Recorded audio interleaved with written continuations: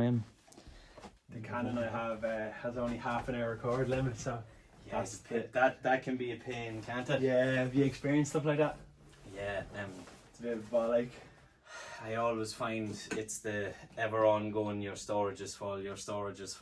Yeah. And I had this crack with a friend of mine where he's like, don't buy one with bigger storage because you're just going to use it. Oh, yeah, because you want to keep it as the phone. Yeah, so the laptop, funny enough, is 64 gig of RAM and a terabyte of hard drive. 64 gig of RAM? That's why I bought it. Holy. So my other laptop wouldn't support Logic at the time. And Michael... That will run fucking NASA. Yeah. He's Oh like, my man, God. you're going to buy a rocket ship. 64? Like, yeah, it's cheap enough. I'm like, Mine is 16. Yeah. Is that M1 Pro, is it? No, it's a 2019, I think. Right, but it's souped up to the max. Yeah, terabyte and 64 gig of RAM. Unreal. And like for 12 channels of audio. Yeah, that's Logic killer though. and Final Cut. How is it though, Final Cut? It must be pretty good. Yeah. Like a 16 or a 20 gig file's done in like 4 minutes. Yeah. Yeah, it's just a rocket ship. Ah, that's brilliant. Yeah, I have a M1 Pro, 16 gig. It's just the base one, but it's Laptops so are good. expensive, man. So good, yeah. Did you buy it new or? Apple refurbished. Yeah, I just Apple done refurbished is really good. I must check it out. Yeah, no, because Apple refurbished, like, you can get the other refurbs, but the Apple refurbished is literally brand new.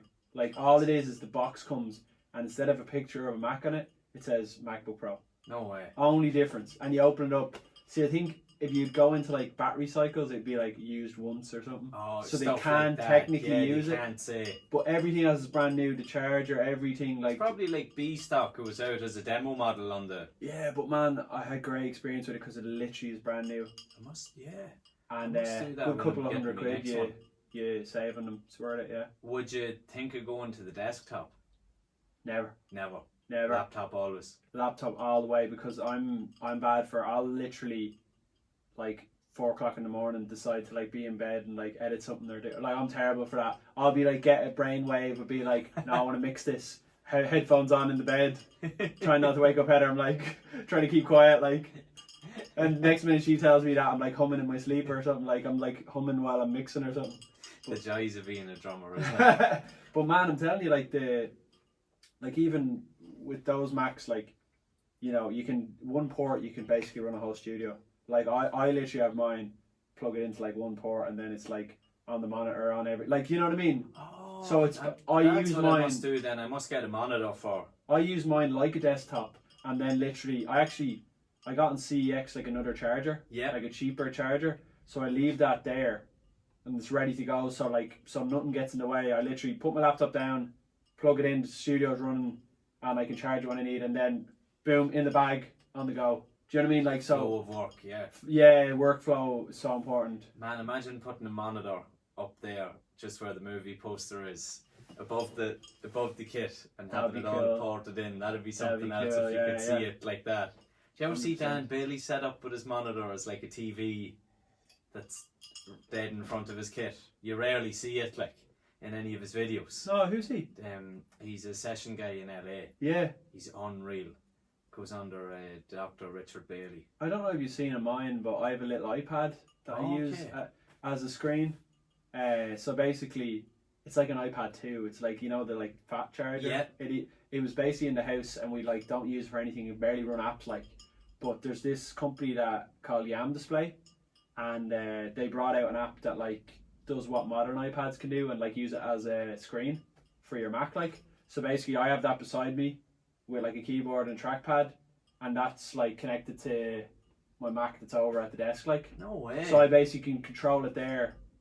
See, that's what I need to get on instead of having the. You've probably seen in some of my videos, the Mac is like sitting on top of the interface. There's nothing wrong with that though. Yeah, it's because like, you know what, the reason I have that set up now is I missed when I started recording, 8-channel interface, laptop on top, hit record, piss, and it's all ready to go. Yeah. So I missed that ease of use. Yeah. So but the workflow of having a desk is so nice. it'd be so easy. So the thing is, I wanted to marry the two. So I was like, I can't really have my laptop over here and everything because it needs to be in the desk. So the whole idea was, I ran like a long cable, but you can actually do it over internet as well. But the cable's handier. I ran a long cable into that app, and they can just use that as the screen. So like basically best of both worlds. Have my desk set up. I can hop over there, work away, and then when I need to record, it's all there for me as well. You know what I mean? Unreal. Well, Yeah, I'm going to man. introduce this formally as I didn't. We just kicked into that chat. But returning to That Sound podcast, we have Mr. Donal Bowens. Donal, a pleasure to have you back. Donal Pleasure to be here. plays with Idle Discourse and with Ryan McMullan. So, Yeah. as just some of the artists, there are more that he plays with as well. But we're going to talk about drums today. This is what we're going to chat about. So if you haven't got the gist of that already from what we've spoken about. And we haven't just been here playing drums for like a few hours now. Yeah, it's 5 o'clock right now. Donal got here at 12 midday, and we have been talking drums and playing drums, and that's all we've been doing. We've been meaning to get a podcast going, but we are finally sitting down to get it done. And still not tired of talking drums. It will Yeah, happen. still not tired of talking drums. Would happily do it for another 5 days, let alone 5 hours. But welcome to the life of a drummer. That's it, man. We finally get the chance to burn the ear off someone else about drums. Yeah, whoever And wants now to your listen. listeners as well. Yeah, this is your chance to leave. Yeah, exactly. Start the podcast with like, leave now if you're not interested in drums. We've both had about 4 caffeinated beverages each. Yeah.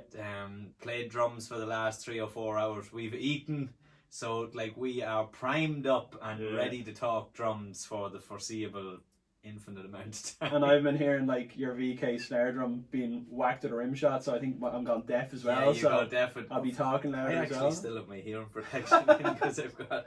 Because you're scared I'm going to get the bell brass out I've again. got that used to wearing them in here at Yeah. just all times. It's like a building site. Yeah, you're dead right. There's a notice on the door. Now with that time of bell brass, you need them, wouldn't you? Holy shit. We've been talking about that sound for a while, and I guess it's something that I usually wait as the last question, but I'll open it up with that. Yeah. Donal, you've been playing drums for a long time, and you're a fan of many genres, which I'll get you to go into after this. But what is that sound for you? What is your favourite drum sound? I think I found it today. So anyone that doesn't know, Luke has... Can I even say? Yeah. It feels like you know, it feels like you have gold, you know. Yeah, like, no, I won't use that analogy. That'd be very. It's definitely not like that. Go on. But yeah, so Luke owns a Tama bell brass, which is like the goat snare. It's like on like everyone's favorite rock albums uses that snare, like, you know. So it's like playing that today in the flesh, actually getting to play one, and it lived up to the expectation and actually surpassed it. They're pretty cool. Yeah. They're pretty cool. Definitely something that I would love to even talk about again as like a full episode or a mini series with people who have played them or engineers. Yeah. Talk about the snare itself. But for those of you out there, I want to start off by saying it's an absolute privilege to have one. So I'm very, very fortunate and very lucky to be fit to have one. That's the pretense I want to carry the conversation on with. 100%, man. But I too was infatuated with this drum and the records that it had been captured on, and I wasn't sure what the hype was going to be like or what it was going to sound like. I wasn't sure if the hype was real, and just like you had said, it's something that you have to play to appreciate. Yeah. And what is your take? Like, what was it when you actually got it home, and were you... Okay, this is a great one, apart from the 7-Up repeating on me, so excuse the audience. Yeah. But I travelled abroad to buy this drum. I'm not going to say where I went. Yeah. Or who I bought it from, but I had to travel out of the Did I country. get like killed? You should have sold that to me. Yeah, you should have. Top secret. Yeah, his best friend probably wanted to buy it. This man doesn't exist. Yeah. But there was a Power Stroke 4 head on it. Okay. Like the pinstripe coated. Man, I literally have a story about that. I bought one of those heads when I was younger. I didn't know what it was. Yeah. Put it on my snare, and I ended up having to take out the ring because it was so dead. Now it's a great tool, but I just didn't know how dry it was, you know? Steve Gadd is the only guy I know that can pull off a good snare sound with one of those on it. Yeah. Mind you, I had told you how far I had flown to buy no. this drum. The guy is like, yeah, glad that you're here. Put me into the back practice room and was like, knock yourself out and, you know, test drive it, see how you go. Played it, tuned it, done my thing. Now it was an old head as well, which didn't help. And I was like, I'm not sold. And bear in mind, like, this is winter time, I'm after travelling halfway across the world to buy this thing. I have the cash in my pocket. I'm like, I'm going home. Oh my God. Yeah, I was like, I'll just wait, I'll cry in the taxi or whatever. Jesus Christ. Yeah, and it was one of those things that I would massively thank my parents and some uncles and aunties I have in my life, uncles mainly, and my mum and dad for telling me to stick to your guns and go for the one you want, and don't be afraid to walk away from something if it's not exactly what you want. Yeah. And I remember being in the practice room, I come out and he was like, what do you think? And I was like, I think I'm going to leave it. No. Yeah, and the guy's face dropped. Now, in fairness to him, he was an absolute legend. He was like, man, that's the worst thing I've heard all day. He's like, you've come a long way to buy this. We've talked for months. And he's like, you don't like it? He's like, I don't. I said, I really don't like the sound of it. It's not what I thought it was going to be. Whoa. And he said, what do you play? Like, what type of head? And I was like, a CS. So a coded Remo. And he was like, okay. He said, I don't have one because there were problems getting them from Remo. He had everything and more. Okay. But for some reason, there was none of them available in his last shipment. Yeah. So he got one of those muffle dots that come separately and put it on the inside of an ambassador. Oh. And then and there. Yep, then and there, took the whole drum off, give it another clean, tuned it up real nice, and then said, look, knock yourself out again to see what you think. Yeah. And he made you a CS dot then and there. Yeah, then and there, he's like, I don't have one, but we'll figure one out. Yeah. And but it was like a different drum. Wow. Man, it was a different drum. So we'll get into this down the line also in today's conversation, but for those of you out there who have a drum, have a microphone, have a piece of kit that you're not sure with, be it mic placement or the combination of drum heads, you gotta fuck around and find out. Absolutely. Yeah, you gotta find out, you gotta play around, yeah, you gotta see what works, see what doesn't work. But that was the story of the Bell Brass, so thanks to that guy being an absolute legend. Yeah. Excuse me. Yeah, because I can imagine it's like you're investing all this into it, and with Journey, all that, and you've also got that playing in your mind. You're going, I feel I have to buy this, but then you're kind of going, I'm not happy, so I can't do it wholeheartedly. Yeah. Whereas then, you know, him getting it there sorted, you go, okay, I can relax now and walk away and take it with me, you know. And a lot of people that would know me personally would understand that if it was a wise business move, I'd be all on it. But I'm not very happy with the idea of the flippers mentality when it comes to collector's drums. So I don't buy collector's drums to flip them and make money. I make outrageous money on them. Yeah. You're like, that's not what that's about. Which easily could have been done too. Yeah. Whether I liked it or not. I don't think that'd be fair considering the drum it is. Would you know how many is in circulation, roughly? I'm not too sure how many are in circulation. I think that would be a question for a Dave Elich. Yeah. He know all about snare drums. He's a very, very knowledgeable man when it comes to drums. Yeah. Especially the Tama Bell Brass. He's a wealth of knowledge. Does he have one? He's multiples. Yeah, yeah. And Dave was actually very kind to be on the other end of the phone the day that I was buying it. When I sent him videos and pictures, I took the head of it, the barren edges. Oh my God, that's genius. Just to make sure that it was real, because it was my first time actually Yeah. seeing one in the flesh. So massive thanks to Dave for being hands-on. That's gas. And Hold on, I need to ring Dave Elitch real quick before I get this. Just being on the other end of the phone Yeah. was a super sound of him, super kind. But yeah, that was the story of it. So I suppose that leans into what we talked a wee bit off camera about, and swapping heads out, experimentation Yeah. with the drum heads, drum sounds, snare wire, tension. 100%. Yeah, Massive. yeah, Dampening. yeah, dampening. So Massive. for those of you who don't know, Donal is a big session guy in Ireland also. So if you need drums for your tracks, you know who to call. I like this plug. Give Donal a plug. Thanks so much. Shameless plug. Very, very good, man. Your process today has been class. Oh, thanks, so man. walk us through your process for when you get a drum track and how you go about setting up your kit, tuning, dampening, all of that good stuff. Yeah, so if there's a reference, I'll listen to that and straight away be like, okay, like I've actually been enjoying that lately. Like if there's a reference, you're kind of like, oh, okay, cool.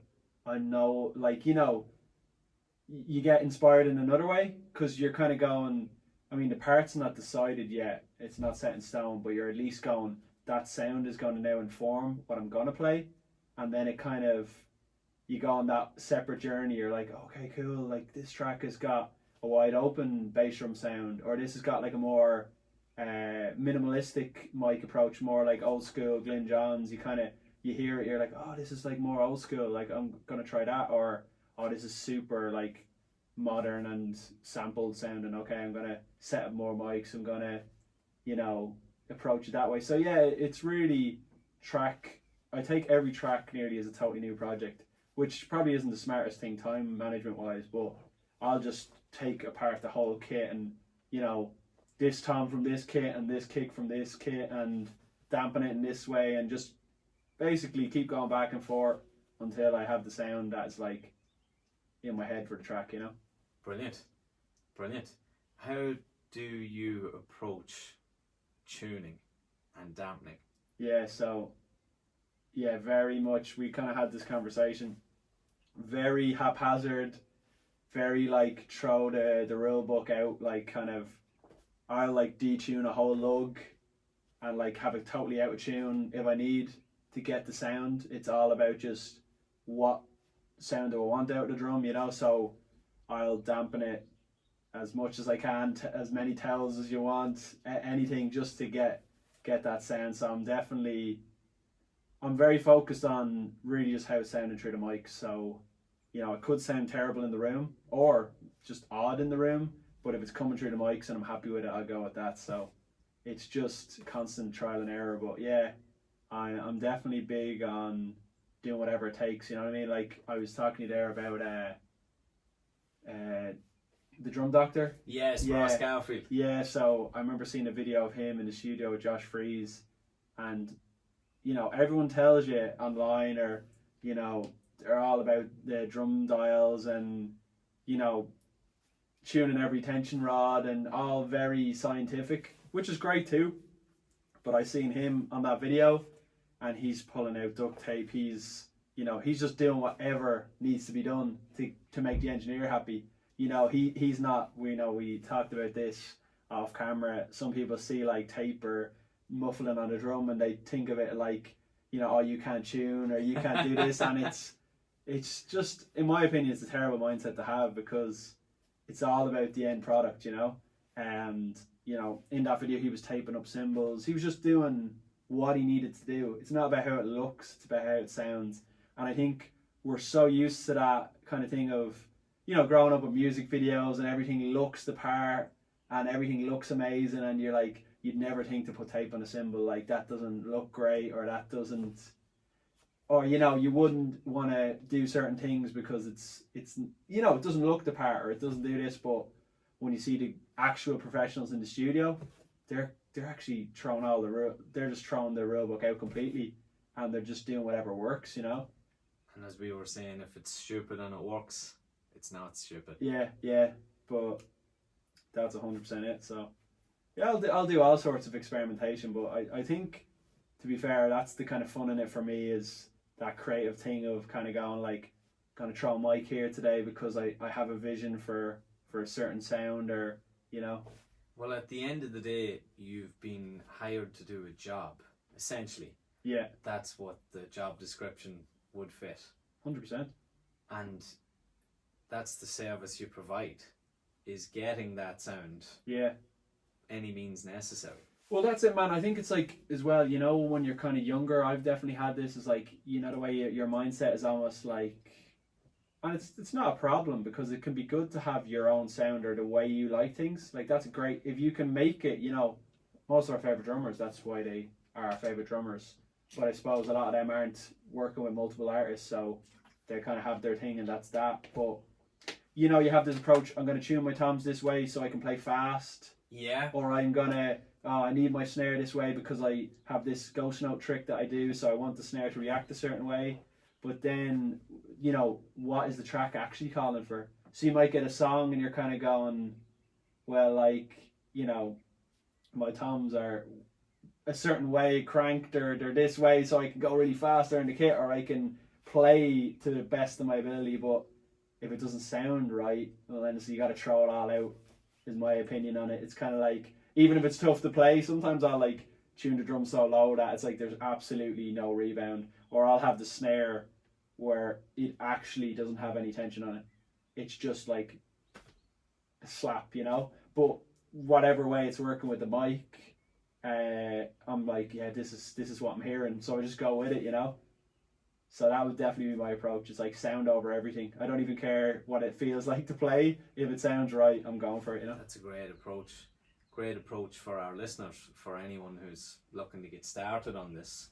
Well, it's like that. What I said is, in terms of, I think, trying to work on different music, I think it's good to be open in that sense and do that, and also, you know, scratch that itch in your brain of wanting to try different things. But it's also, there's a lot to be said for it going the opposite and going, this is my sound and this is what I'm doing, I don't care. But I suppose that works better if you're in one band and you have a particular sound and you want to just go with that. So it's not me knocking that, because, you know, most of my favourite players would be like that. Yes. You know, that it's like, you know, they have a sound and it's recognisable. That, like, that is one of the hardest things to do. So, like Dave Grohl, for instance, has Dave's thing. Yeah, exactly. It's the way he plays the drums, it's the way he has them tuned, it's the drum sizes he uses, and that's what he does. And you're like, you hear it and you're like, great. Like, so in that sense, I'm kind of, if that is your approach, I'm like, more power to you. I'm just talking about this in terms of like a session mentality. Yes. You know, and it becomes that thing of, I think I've always been influenced by lots of different things, so kind of doing this kind of suits me, because it's kind of like, I actually always was kind of like, oh, I don't really have a thing, and I'd get like hung up on it, but now I'm kind of more accepting. I'm just like, maybe my thing is that I just like to experiment with drums, you know? Yeah, for so sure. That's probably more, I mean, we still all have our own things, like there's probably things we all gravitate towards, like we were talking earlier, like I hear that bell brass, and I hear the oomph and the low end of it, and like that's something that appeals to me, so I'll probably shoehorn that into things that I'm working on, you know, or there's different tastes that will come to the forefront, you know, like darker cymbals or different things like that. But at the end of the day, I do, you know, take it track by track. Yeah, that's a great approach. Great way to look at it. A very in-depth look into your process, which is great. We spoke of something earlier which I thought was really, really cool also. You spoke about mic placements and playing around with the mic placements, with the volumes of the mic, with the volumes of the pre, with the effects, in order to get a good capture to begin with. 100%, yeah. I think it's something I'm getting more and more into, and it's really rewarding as well. It's like, I often had this approach where like I'm like, oh, that's good for raw.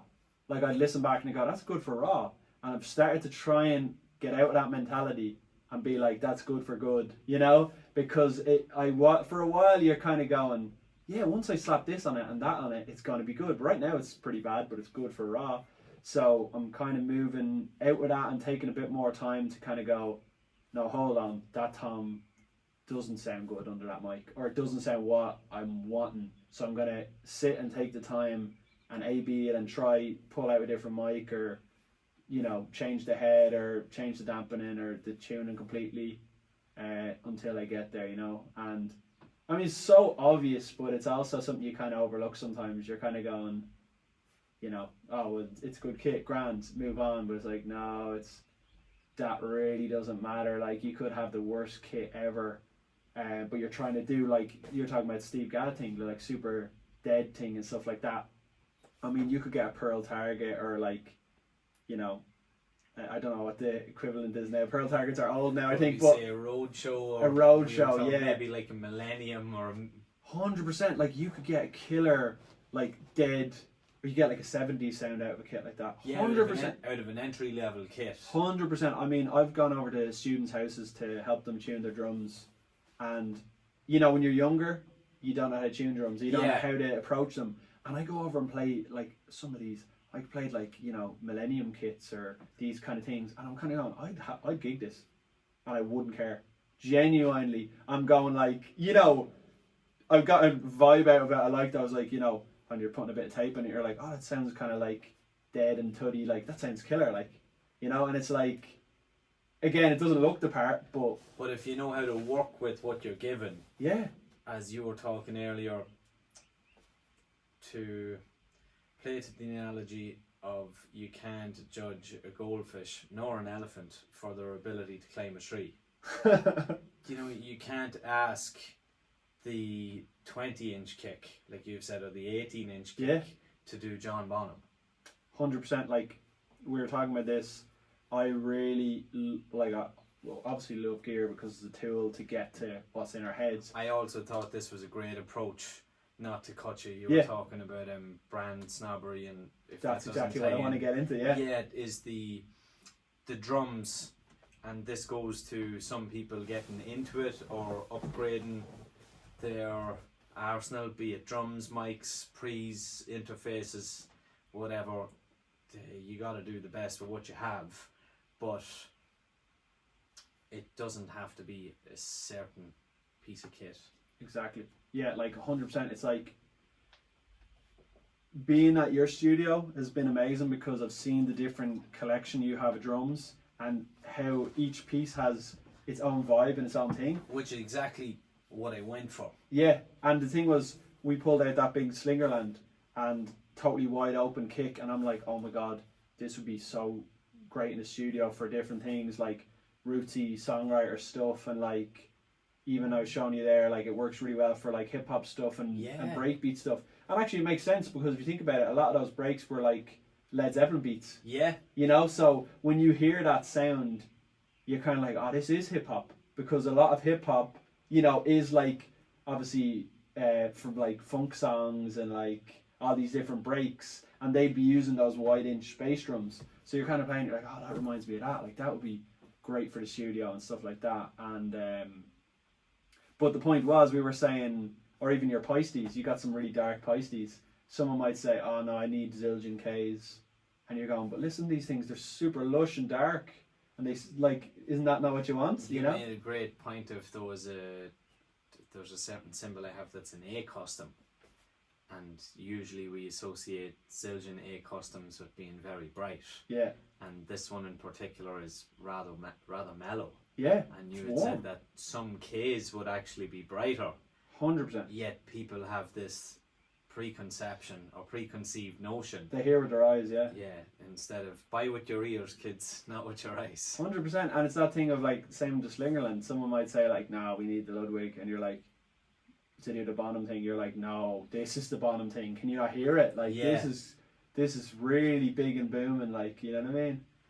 And it's the same with, I mean, it's what, like you were saying, it's the tools for the job. So, if you want like a big sound, like, the big rock sound, and you're kind of going like, oh, well, I got this Ludwig 18-inch kick, and why isn't it doing it? It's a Ludwig. Ludwig's rock. It's like, yeah, no, so you bought a Bob kit, versus like someone going, oh no, you can't, play that on whatever, say a brand you don't like, but it's the perfect sizes, you got the perfect heads on it to do that sound, Yes. it's gonna work better. Yeah. So it's just not about the brand. It's really not. Like, let's be honest, most of the brands make great gear. Actually, what brand of the like big drum companies aren't good? I can't really name one, you know? They're all very good. Yeah. Like, a great example of it is I was lucky enough to be in Germany 6 years ago with my dad, and we drove to Thomann. So That must be cool. yeah, it was unbelievable, and it was mesmerizing. Yeah. The size of it, like their drum room, the drums on the biggest stack of steroids you could imagine. Yeah. Like times. I was 10. like, how do you call it, the drum gin as well? Yeah. And For anyone that doesn't know, drum gin, the music drum maker. bring back the drum Bring gin back and the drum music gin. maker, please. Ah. Music maker, if you're out there, bring back Glory the drum days. gin. Glory days. Oh man, Bruce Springsteen. Well, I'll tell you what, Rowan Ushin would have been able to tell you how to get that sound. They could tell Rowan you would probably that be like, yeah, it was this snare. Yeah, and he'd pull it Bro out for would you. tell you it's this snare was tuned this way with Yeah. this mic and this technique. But the thing with Thomann, Donal, was that they had sort of two drum rooms mainly. They had one massive room full of beginner to intermediate kits. Yeah. And then they had one room in particular with all the high end gear. Yeah. So there was a Gretsch USA custom, there was a Ludwig Classic Maple, whatever their top of the line was at the time. There was a Sonar SQ2. There was a Tama Star Classic Maple and a Tama Star. There was a DW Collector's, be like with an exotic finish. Yeah. And there was a DW Stainless Steel. Now the DW Stainless Steel to this day is still one of the best kits I have ever played. Thunder. Yeah. Absolute thunder. And I hope to God one Was day. it the most expensive?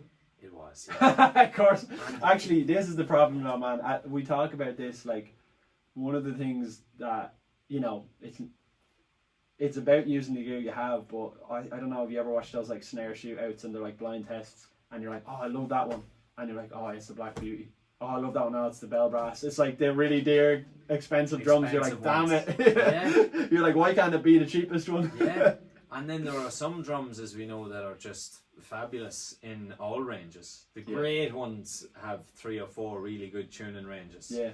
Like, there's a reason why the Ludwig 400 is one of the most recorded drums in history. 100%. As I told you, it got the super sensitive recently. What is that 400 wide for? I think the super sensitives are they a 411 or a 404 if you're getting technical, or I don't know. get confused. I know because there's a chrome over brass, which I think is the 411 or a 404, and someone in the comments will tell us. Yeah, but that drum, man, I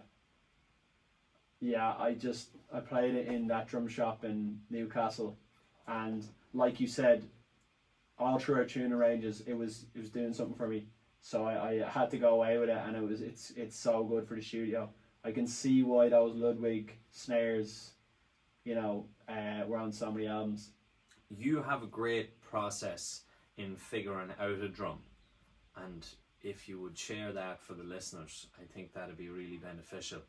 What you done tinkering with the snare drum earlier to see what its limits are and how it sounds at the top and the bottom of its range. Yeah, so it's weird. I was saying to Luke that, like, when I play a snare drum, I'm not satisfied to just play a snare drum. I want to tune it. Like, that's what I'm more interested in. So I'm like, straight away, I get a snare, hit it, and I go, I still have no gauge of what this drum actually is. I might hit it, depending on how it's tuned, like it or not. Yeah, I might go, that's cool, or that's not cool. But it doesn't mean anything really until I start tuning it. So I'll bring it way down low. Okay, how does it do the fat thing? And then it's like, okay, like, put a wallet on it, put like a towel on it, put some tape on it.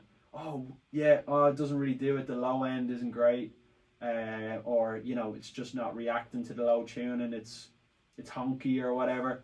And then I'll tune it like mid range or stuff like that. See how it sounds there. Again, dampening. How does it sound with dampening? How does it sound open?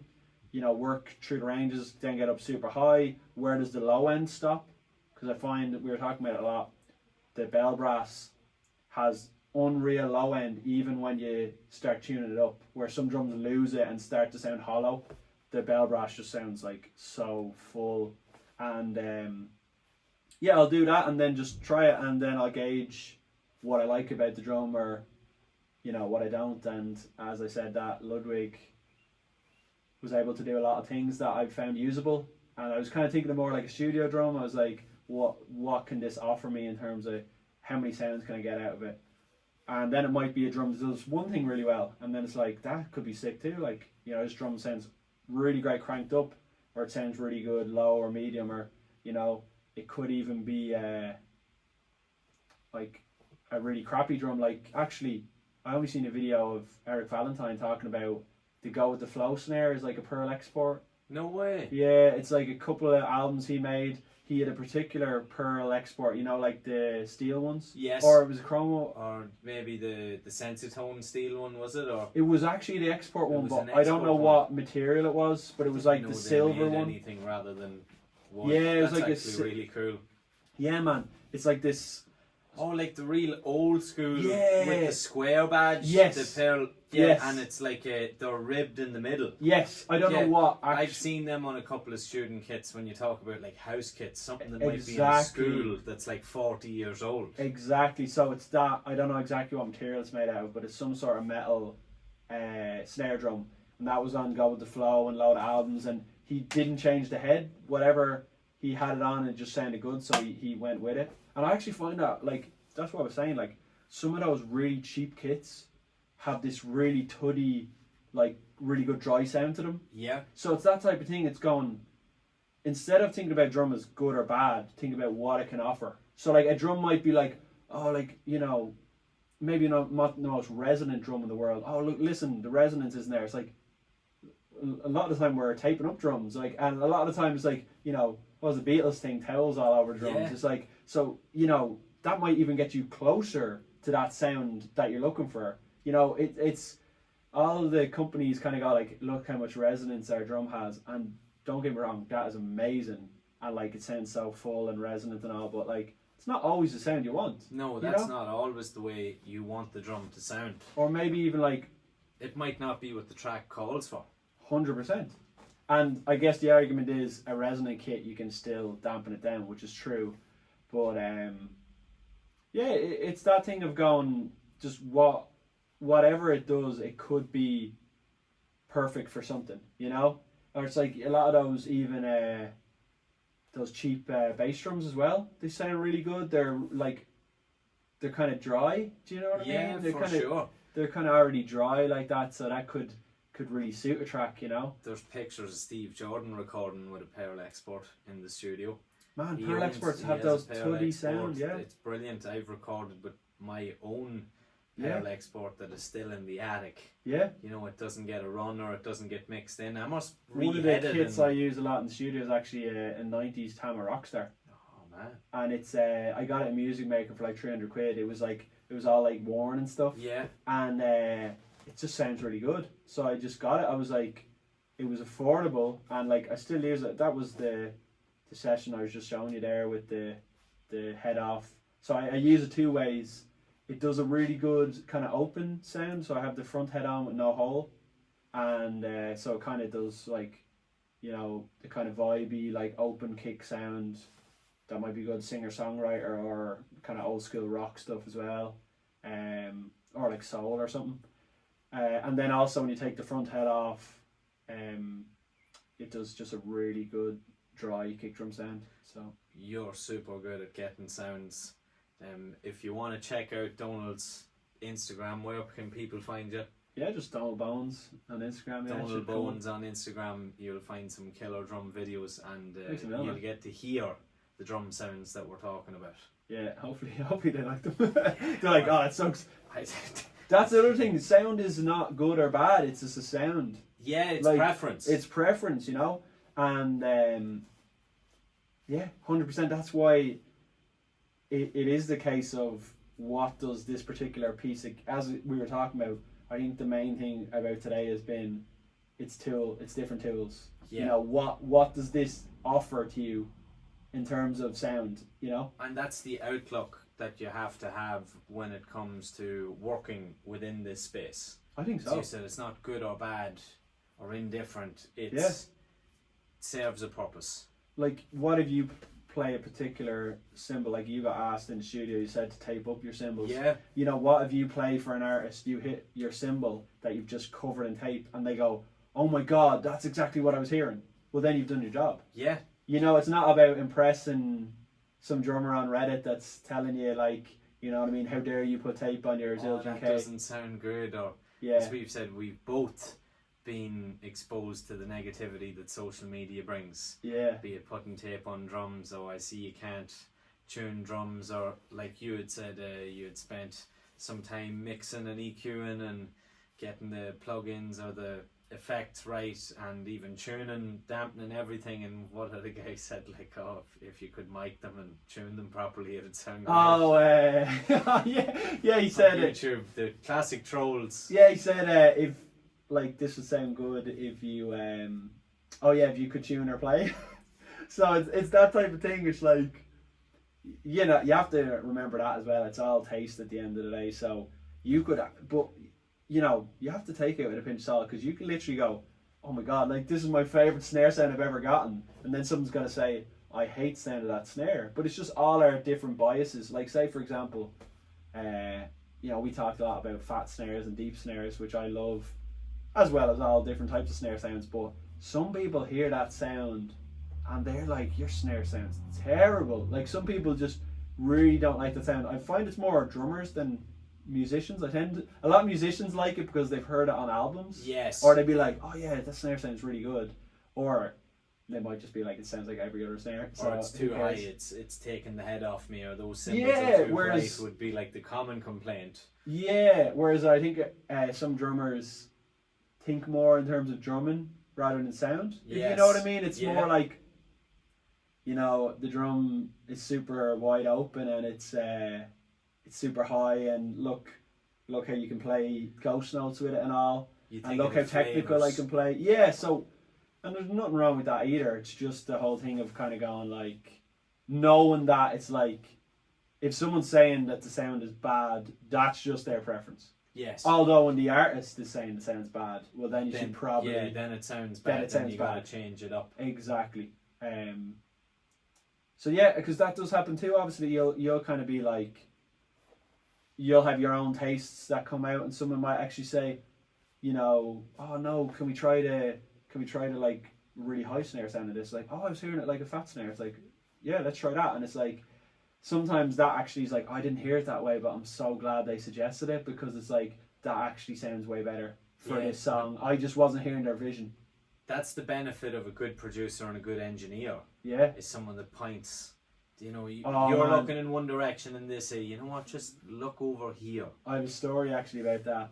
Years ago, I was working with my old band, Penrose, and we were working with a producer, and I just joined the band, so the lads have been playing a particular song like super fast, and I was always like, oh jeez, this song is so fast, and like it just felt like lightning fast. And they obviously got comfortable playing it live, and like the energy of that and like the excitement.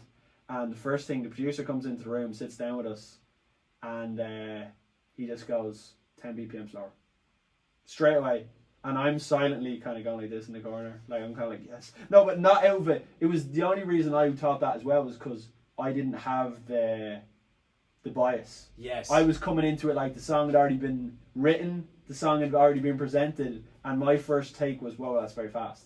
So the producer came in, and that's what he thought as well. So that's what's good about a producer too sometimes, because, you know, I wasn't going to beat, you know, 4 other lads in that argument, you know. And it's not even about saying which is right or wrong. It's just more kind of going like, having that outside perspective can kind of shine a light on that. And it made me realise, right, they liked it this way because they got uncomfortable. And there's obviously a lot of validity to that as well. But in terms of how does it come across sound-wise, like, it feels good to go, yeah, let's play it as fast as we can. But how does it sound, you know, when you press play? You know? Served the track better to play it 10 ppm slower. Yeah, and that's crazy slower, isn't it? It's way slower. When you think of that. Maybe No, I think it was 10. I was gonna say 5, but I think it actually was 10 BPM, and it was just racing, and it was that thing of yeah, just having the outside perspective. I think it's hard to do. I think I've got better at it over the years, but it's a hard thing to do as a musician, to not think about what you're doing and like listen. So it's like, you know, you're like, yeah, but it feels so sick when I do this little ghost note or this little trick on the snare, or like, and then you listen back and you go, that's actually ruining the track, even though I was excited about playing it. Yeah. Like, it's just doing those reps, man, isn't it? And kind of listening back enough times to kind of go like, you know, whoa, I shoehorned that in. It didn't actually need to be there. Repetition and process of elimination. Yeah. So the reps of playing the wrong thing, Yeah. and then realizing that that doesn't work. Yeah. And I think that you put those in your notebook maybe a lot quicker than you do what does work.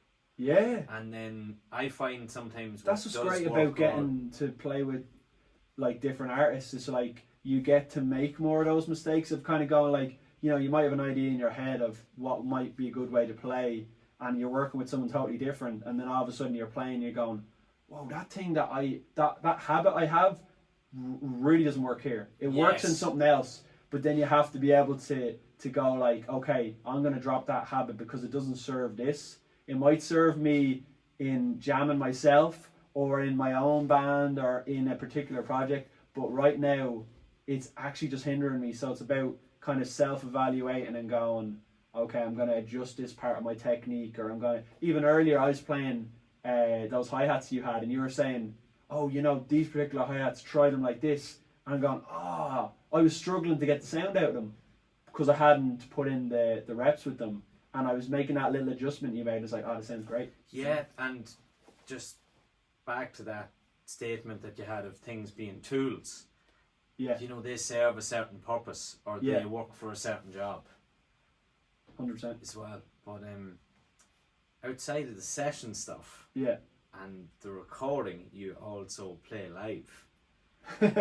Yeah, sounds like I've never played live before. Yeah, no, Donal is well experienced in playing live, so much so your last tour was with Ryan McMullan.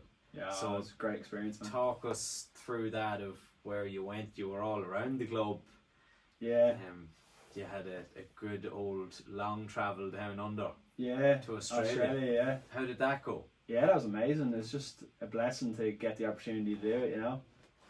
It was just unbelievable. So it was like playing with Ryan has been amazing, you know, and it was just UK, Ireland, and then straight into Australia. But we nearly didn't get our visa. No way. Nearly didn't get our visa, so we actually had to reschedule one of the gigs. Okay. It was that down to the wire, so we thought we weren't going. So it was a mad experience because we finished the kind of Irish run of the tour, and we finished the whole UK Ireland leg of the tour with a sold out Olympia show. With the last one was in Belfast in the Telegraph, which was unbelievable, man. It was a great night. So we finished there, and then are we going to Australia tomorrow or not? Or not? Swear to God, like, it was such a weird experience. You're going to bed and you don't know if you're going to Australia in the morning. You're going to get up and pour yourself a cup of coffee and am I going back? Well, maybe I won't. I'll forgo the coffee because I don't know if I need to go back to bed or. So it was such a strange experience because you had the high of like the gig went really well, and it was a lovely way to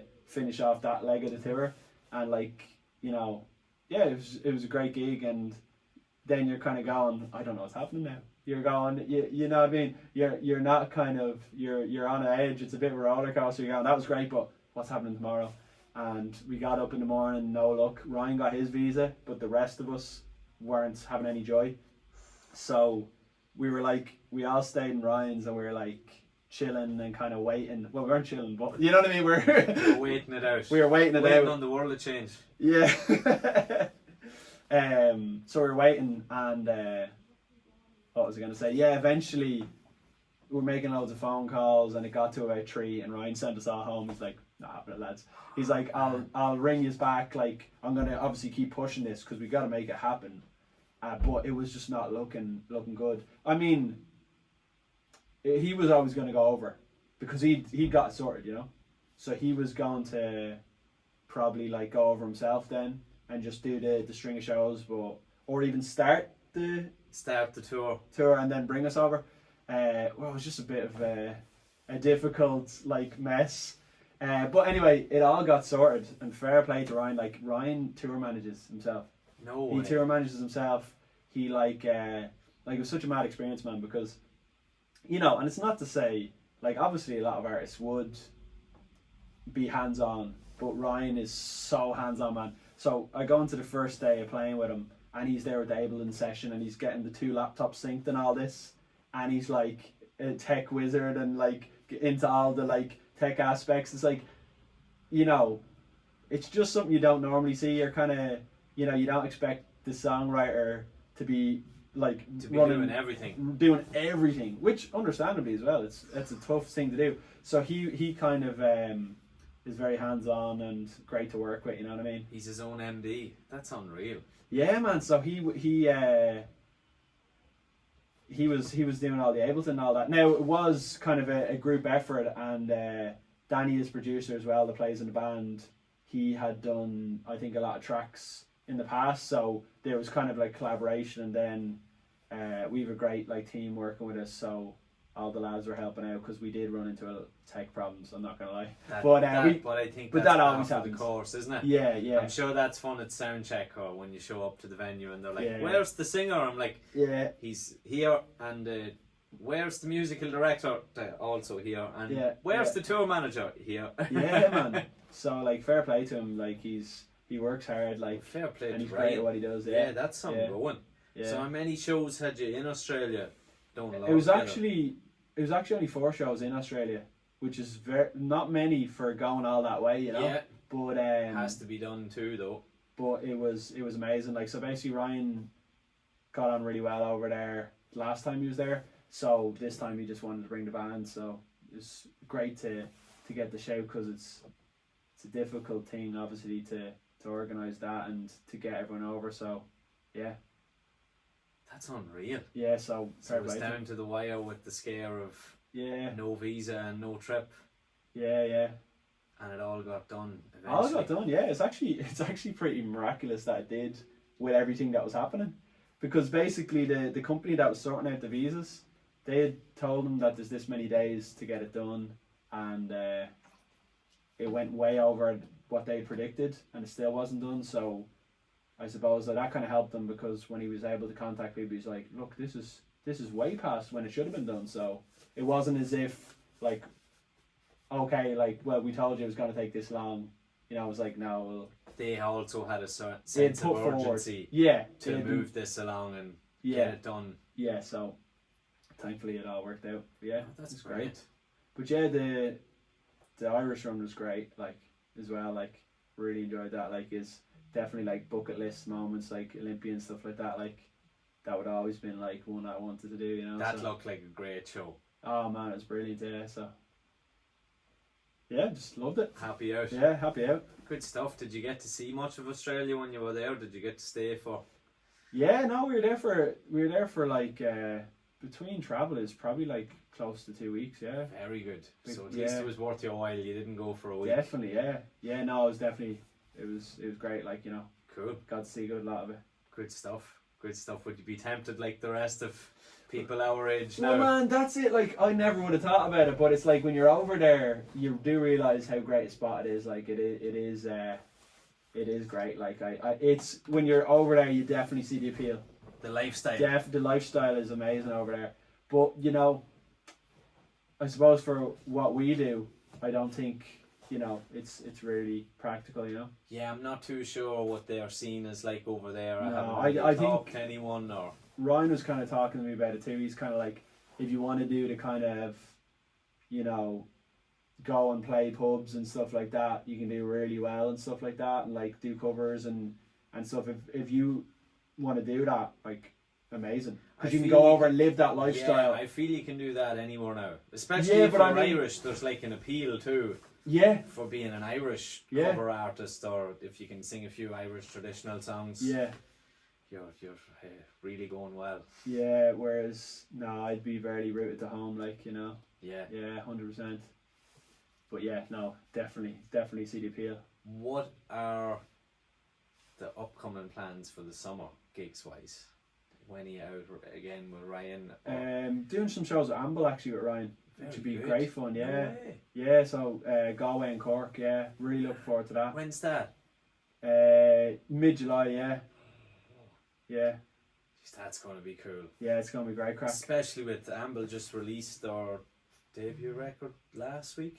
Yeah, did you see the tour they're doing? No. It is mental. Really? It is full on. Yeah, so many dates. Like, Road dogging. yeah, they're really blown up, aren't they? Yeah. Yeah, it's Yeah, amazing. there's a massive Buzz, yeah. massive buzz around them. It's isn't great, man. There's so many Irish bands. Yeah, and well stuff that are- deserved. Yeah, And themselves and Kingfisher Kingfisher, yeah. seem to be on a similar, Trajectory. yeah, and 100%. within a similar field, Yeah, like both big fish 100%. in the same pond. It's great, man. It's great to see it. Yeah. You know, I've said this before: a rising tide raises all ships. So to see any Irish artist doing well is brilliant. Man, there's And definitely a massive buzz like around Ireland, you know what I mean? a massive tip of the hat to Amble Yeah. for having another Irish artist support them. I Yeah. also think that's massively important. Yeah, Do you know, like having Ryan on board yeah. to support them is huge, 100%. and there needs to be more of that Yeah, for when those Irish artists do reach the heights. yeah. I remember that 100%. was something that myself and Gavin had spoke with Pat McManus, and he spoke about supporting Thin Lizzy back in the day with Mama's Voice, Yeah, and he said that Phil Lynott was a massive advocate for helping younger Irish bands, 100%. and he was like, this is what we need to be doing, we need to all work together 100%. to raise the tide for all ships. Absolutely. That'll be fun. Yeah, that'd be All great in crack. Cork, Yeah, two good towns. yeah.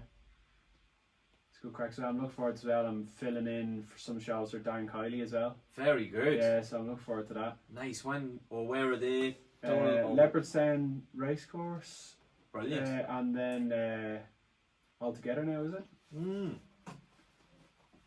I might even have that wrong. I think so. Very good. That'll be fun. It's in the calendar anyway. That'll be great. Now, what about Idle Discourse? Yeah, well, tomorrow night. Tomorrow night in Yeah. Cavan.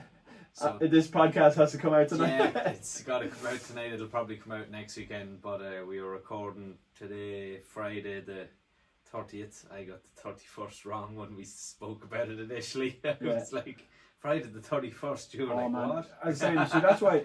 Your head was probably mangled too from touring. Oh man, like even there, like you're saying, when I'm doing those gigs, I have to look at a calendar. Yeah. I have them all in the calendar, but dates I can't recall. Okay. It's just a mental block I have.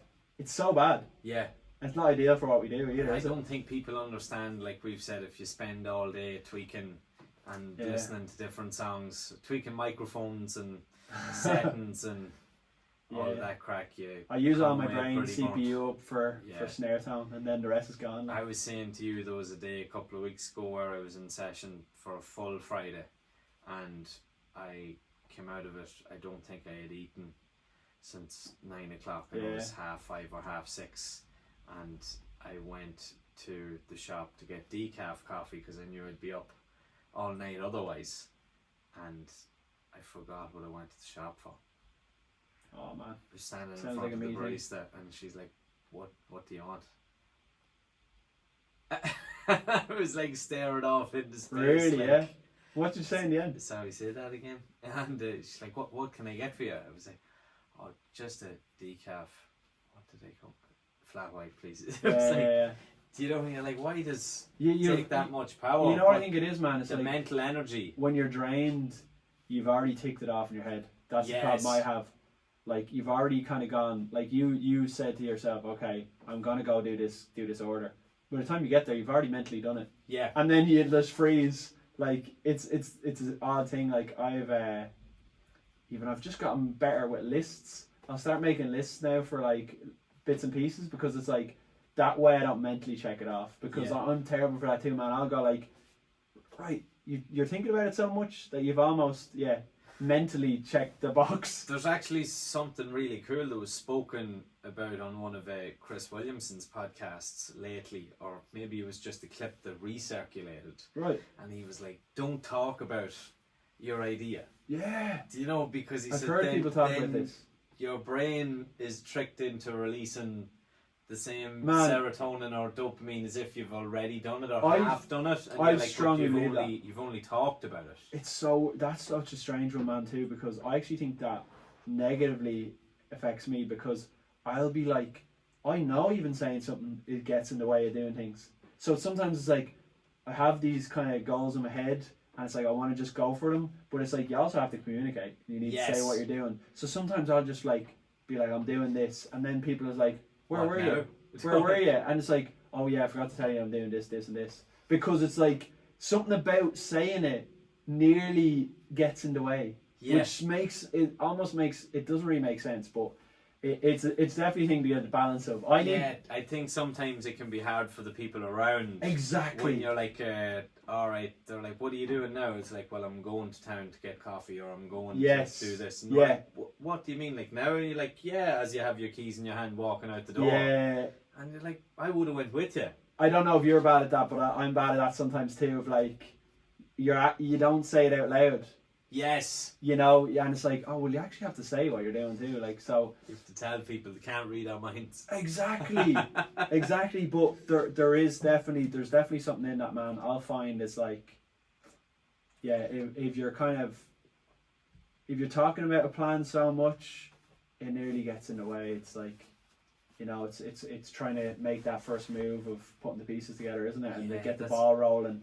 And it is as simple as putting on your shoes. You know, they talk about that one. It's like, what's the way to go to the gym? Just put on your shoes. Yeah. So like, if you want to get practicing, like turn on the laptop. Yeah. If you want to start recording. It sounds so basic, but it's so true. Pick up the sticks. Yeah. Like if you got double strokes or you got groove to practice, like just pick up the sticks. Yeah. If you got to go recording or you got to go mix, just turn on the laptop and see how you go. Yeah, man. It's so easy to find everything so daunting. I had said that to you. The idea of recording. Was so daunting to me for ages. And even myself and Gavin have talked about this before. The inception of the podcast was a huge thing of him, you know, being like, you've got all the equipment for recording your drums.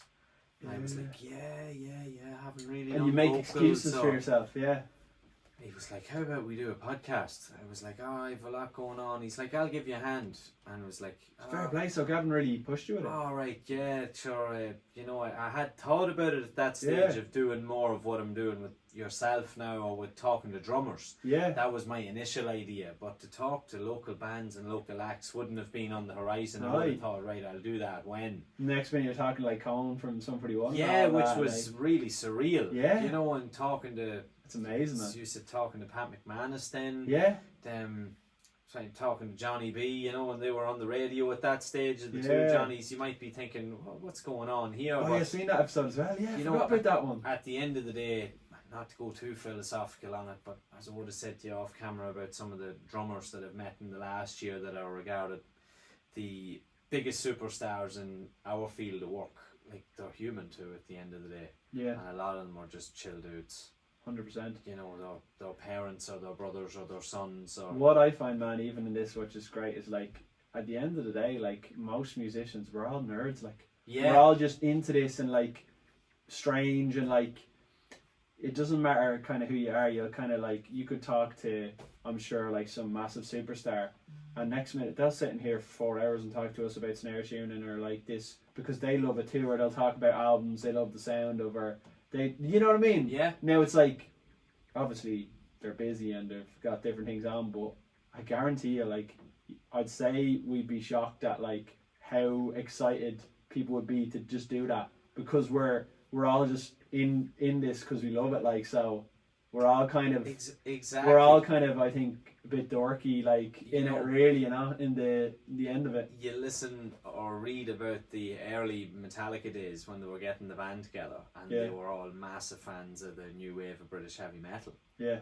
And you're like, I could only imagine that James Hetfield, Lars Ulrich and Kirk Hammett would be elated to spend an afternoon talking Thin Lizzy, Iron Maiden, Yeah. Motorhead, King Diamond. 100%. You know, all of these Yeah. new But wave even of like Lars, Black like Sabbath. Lars Hadn't said. gets obviously a lot of stick all the time.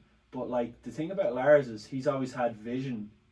Lars is a genius. He's Creative always genius. Creative genius, and the thing is like, you know, and this lad was actually kind of saying it in a diss kind of way, but I kind of don't think of it like this. He was like, Lars was bringing in EQ graphs for like and Justice for All. Yeah. He was so like into every part of the creative process that he was literally going like, he had that vision, like that Injustice drum sound hadn't been done. No. Like, and it's a peculiar sound. It is very peculiar, and very compressed, clicky. Yeah, and it influenced all the metal after that. And the thing was, but he had that vision to do that sound.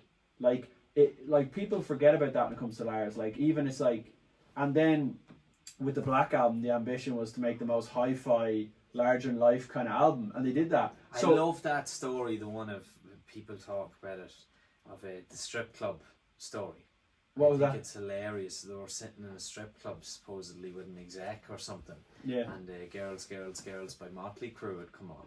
Yeah. And he's like, how the fuck are Motley Crue on in the club? He's like, we need to get a Metallica song on in the club. Yeah. He's like, look, the girls are dancing, everyone's loving this. He's like, why can't we need to make a Metallica record that gets on in the club, man. Yeah. But And even it's like, the Black Album, like people didn't get it as well. That like Lars had come from Injustice. He'd done the technical thing, and like, you know, the kind of goat drummers of like modern metal all credit Lars. Like, you know, the like, you know, Mario from Gojira or Thomas from Meshuggah. They all talk about hearing that album and how technical it was, and Lars had done that. Yes. So he's like, okay, as you're saying, he's hearing those big, huge kind of hits, and he's kind of going like, how do I bring that into Metallica? Like, how do we like now fill stadiums? So you don't fill a stadium with like playing complex double kick patterns. Yes. You know, so it's now become like he even talked about it in an interview. He was like, I want the riff to speak. So how do you make the riff speak? Play less in the drums. Yeah. So Enter Sandman, it's an incredible drum track, and it's because he's pulling back and he's, you know, playing a simple groove, and it makes the guitar massive. Like other people would probably accent the kick, the boom, and like start, you know, accenting things, but it kills the groove and it kills the riff. But Lars had the vision for that, you know, and to simplify things to make them bigger, you know. It's funny that, Donal, isn't it? How the 80s seemed to be a competition of complexity. Yeah. And then the early 90s seemed to be pocket and feel. Yeah. Like even when you think of the aspect that that's Dave it. Black Grohl- Album is I think is a unreal pocket album. Never mind. Yeah. It's the same, you know, as you'd say, Yeah. a lot of people could have interpreted Smells Like Teen Spirit or Come As You Are or In Bloom differently. Yeah. But it's what Dave doesn't play allows it to speak. Some of the Guns N' Roses tracks from that era would have featured the bell brass. You're like, you know, that early 90s, late 80s rock sound. Yeah. Where you have Injustice. Still today, like you said, the kick drum sound is one of the most sought after kick drum sounds that modern metal drummers want. That's it. It influenced it because if you think about it, now probably metal historians would be better at this, getting it right, but it seems to be like people were doing the kind of still trying to chase that classic rock sound. Yes. And like the bass drums were booming and they were ambient and they were doing all this. Whereas like I feel like Injustice for All changed that. Now I'm sure there was people doing it a bit, but like in terms of maybe more mainstream or more, you could see where put it to the consciousness of Back in Black would have appealed to a lot of engineers. Yeah. I've even heard people talk about that's incredible. One of the That's incredible sounding though, isn't it? best Back in Black. songs and one of the best sounding mixed albums to test a PA with. Yeah. It's like, you want to test the PA?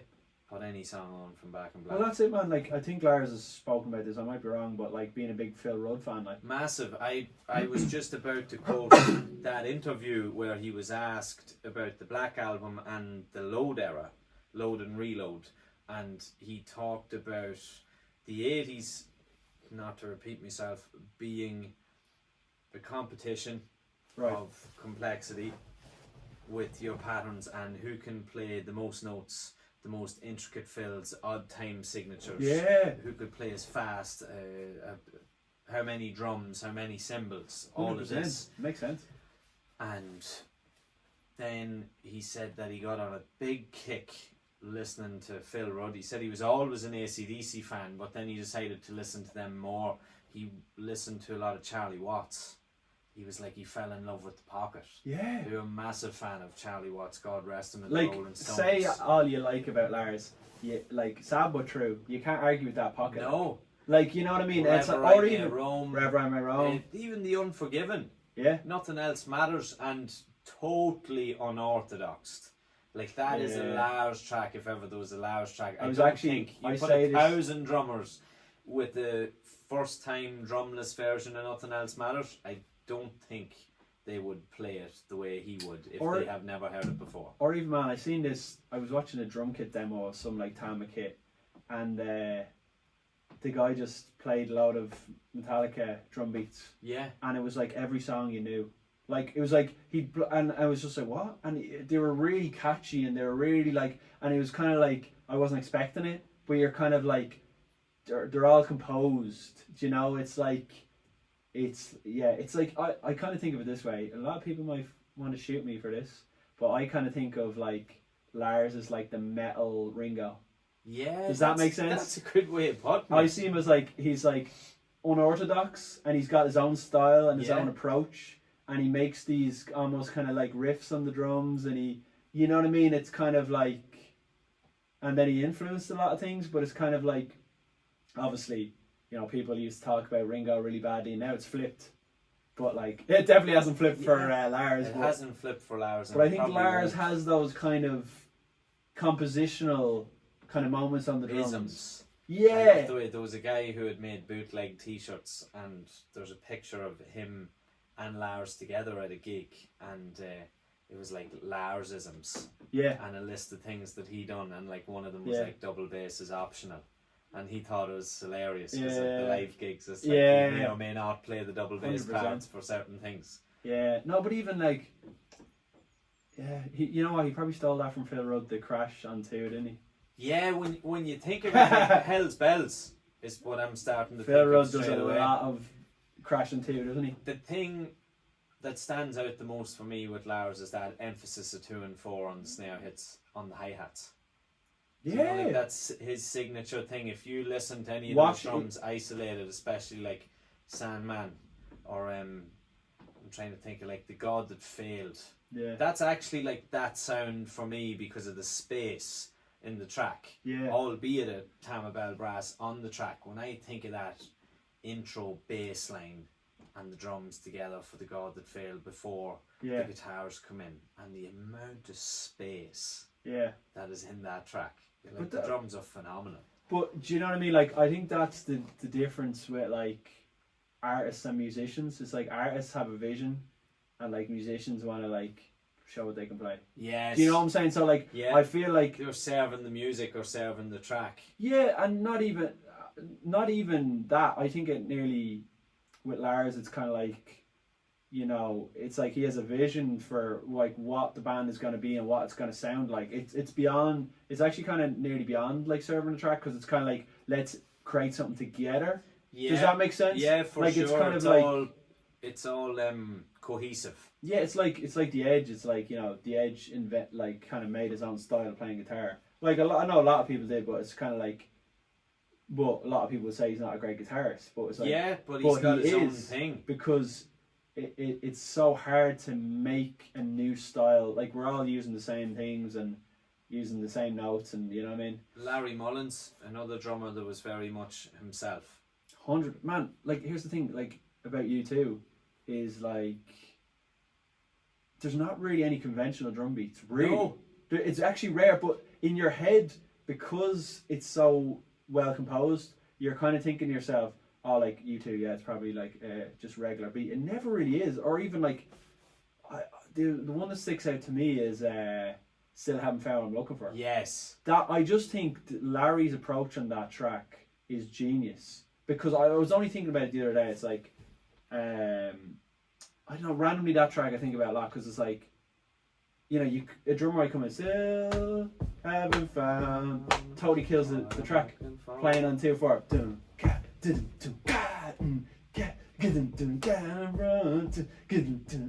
or whatever. Yeah. The groove, something like that. But if it was I have totally, the song is now, It just sucks the space out the of it. size out of the song, The size of it. and Yeah. it's like, it's a small thing, but that idea to, what was it, 1, 2, 3, 4, to just have the snare on 4, it made the song like huge. And that's, I'm not sure where Larry got the influence for that, but like that's a really old jazz trick. You know, if you listen to like some of the Miles Davis stuff and the Art Blakey stuff, yeah, just the rim click on 4, true, which is so cool. Like Moaning by Art Blakey, the opening track, I just love. And even is it So What by Miles Davis or the Freddie Freeloader of the second, you know.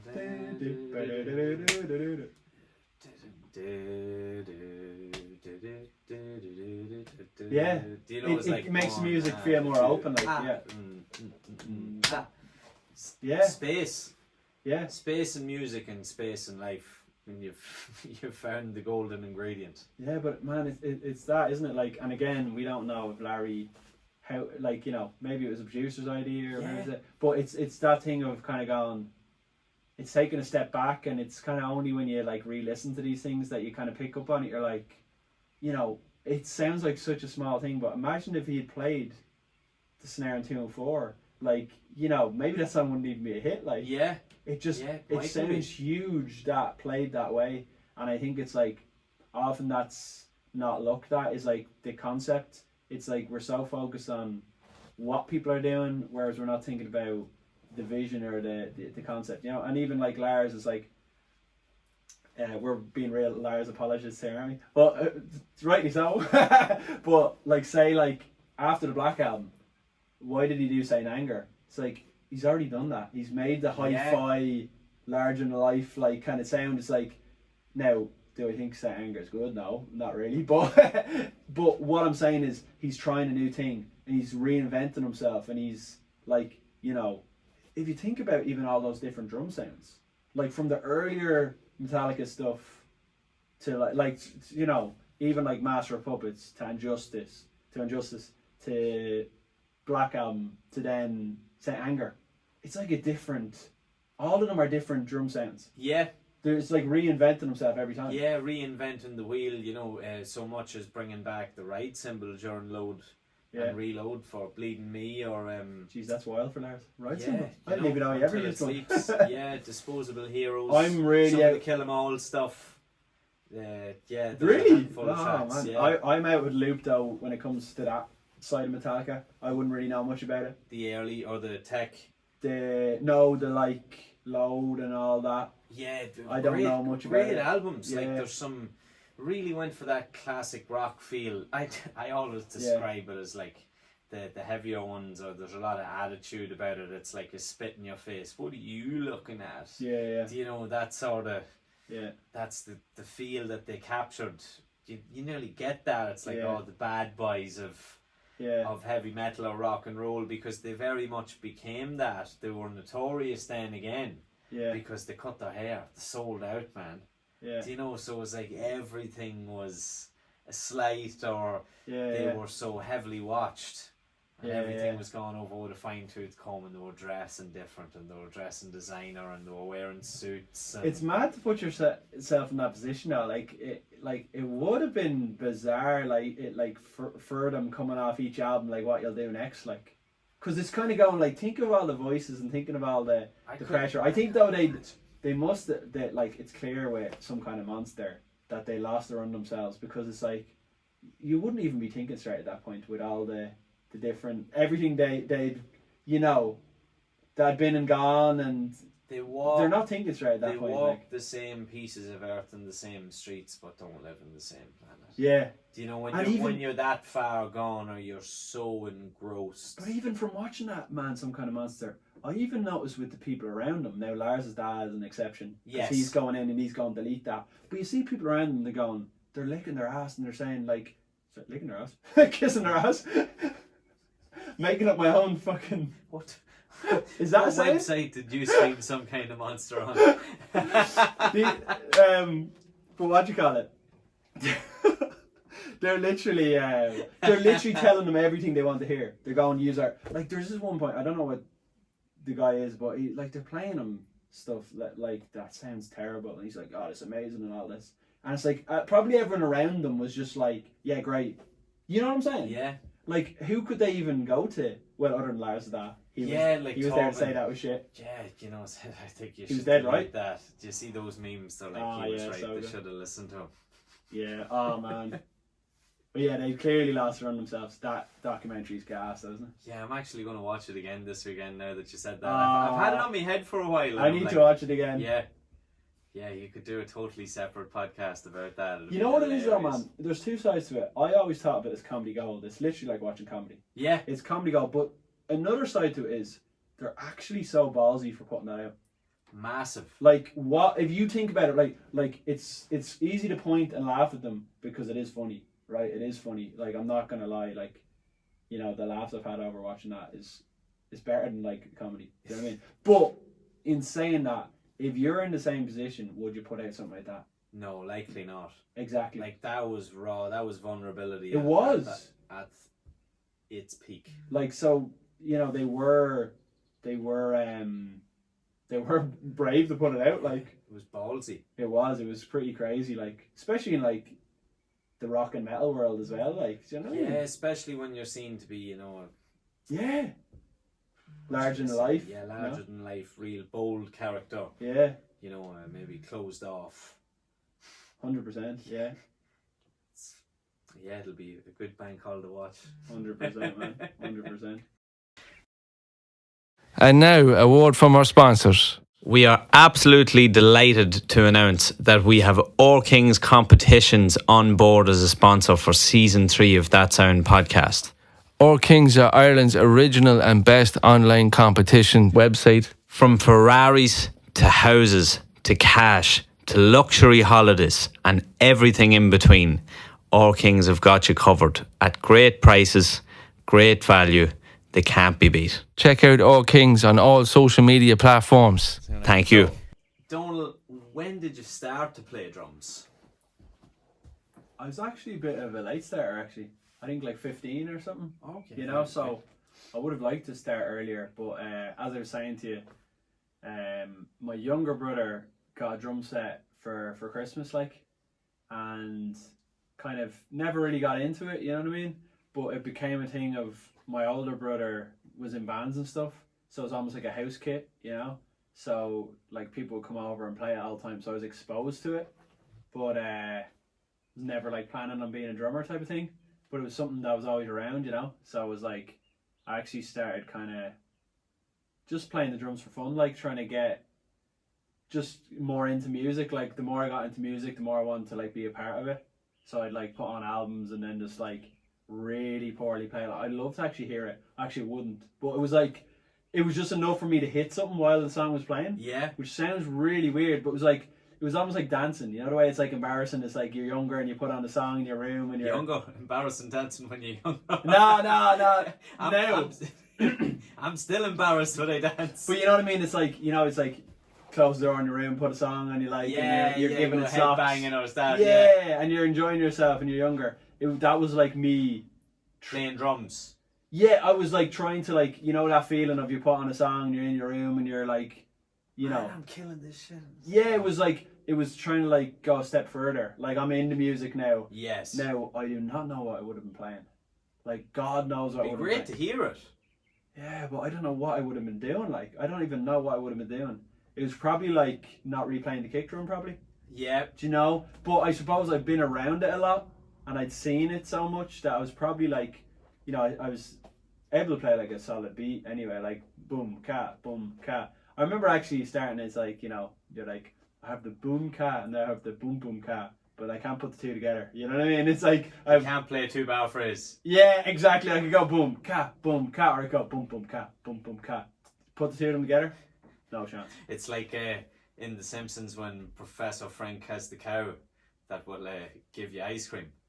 It's like you gotta select which flavour. Marge or someone goes like, "Can we have vanilla and chocolate?"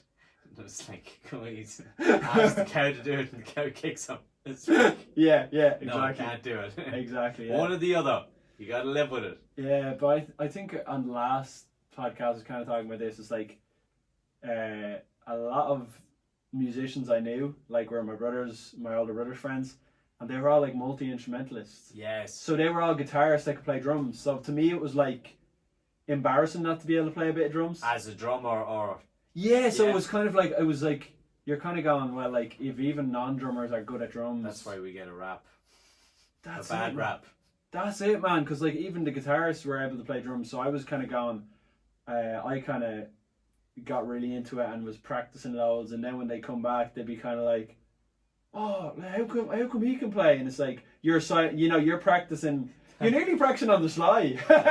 so funny that you say that. Do you get what I mean? Both of us being part of the BIM alumni over the years. I only found it out today, man. That's so cool. That you Yeah, did that. yeah, for, my short time, but it was cool. Steve Hogan, Yeah. part of the faculty, an absolute legend. Oh, he's a lovely guy. Told us a story one day that he'd be like down at the school picking up his kids. Yeah. And, some of the mammies or maybe the grandmammies be like, "Oh, yeah, you're the one who does the drums, isn't it?" Yeah. This sort of thing. Yeah. Yeah, play away. It's like, "Oh, very good, very good. How long have you been playing?" That sort of way. Yeah. And do you play anything else? Yeah. He'd be like, "If only they knew. Yeah. If only they knew Yeah. how This is a much lifetime. stress this has caused. This is a lifetime. This is a lifetime's worth of work, and yet Yeah.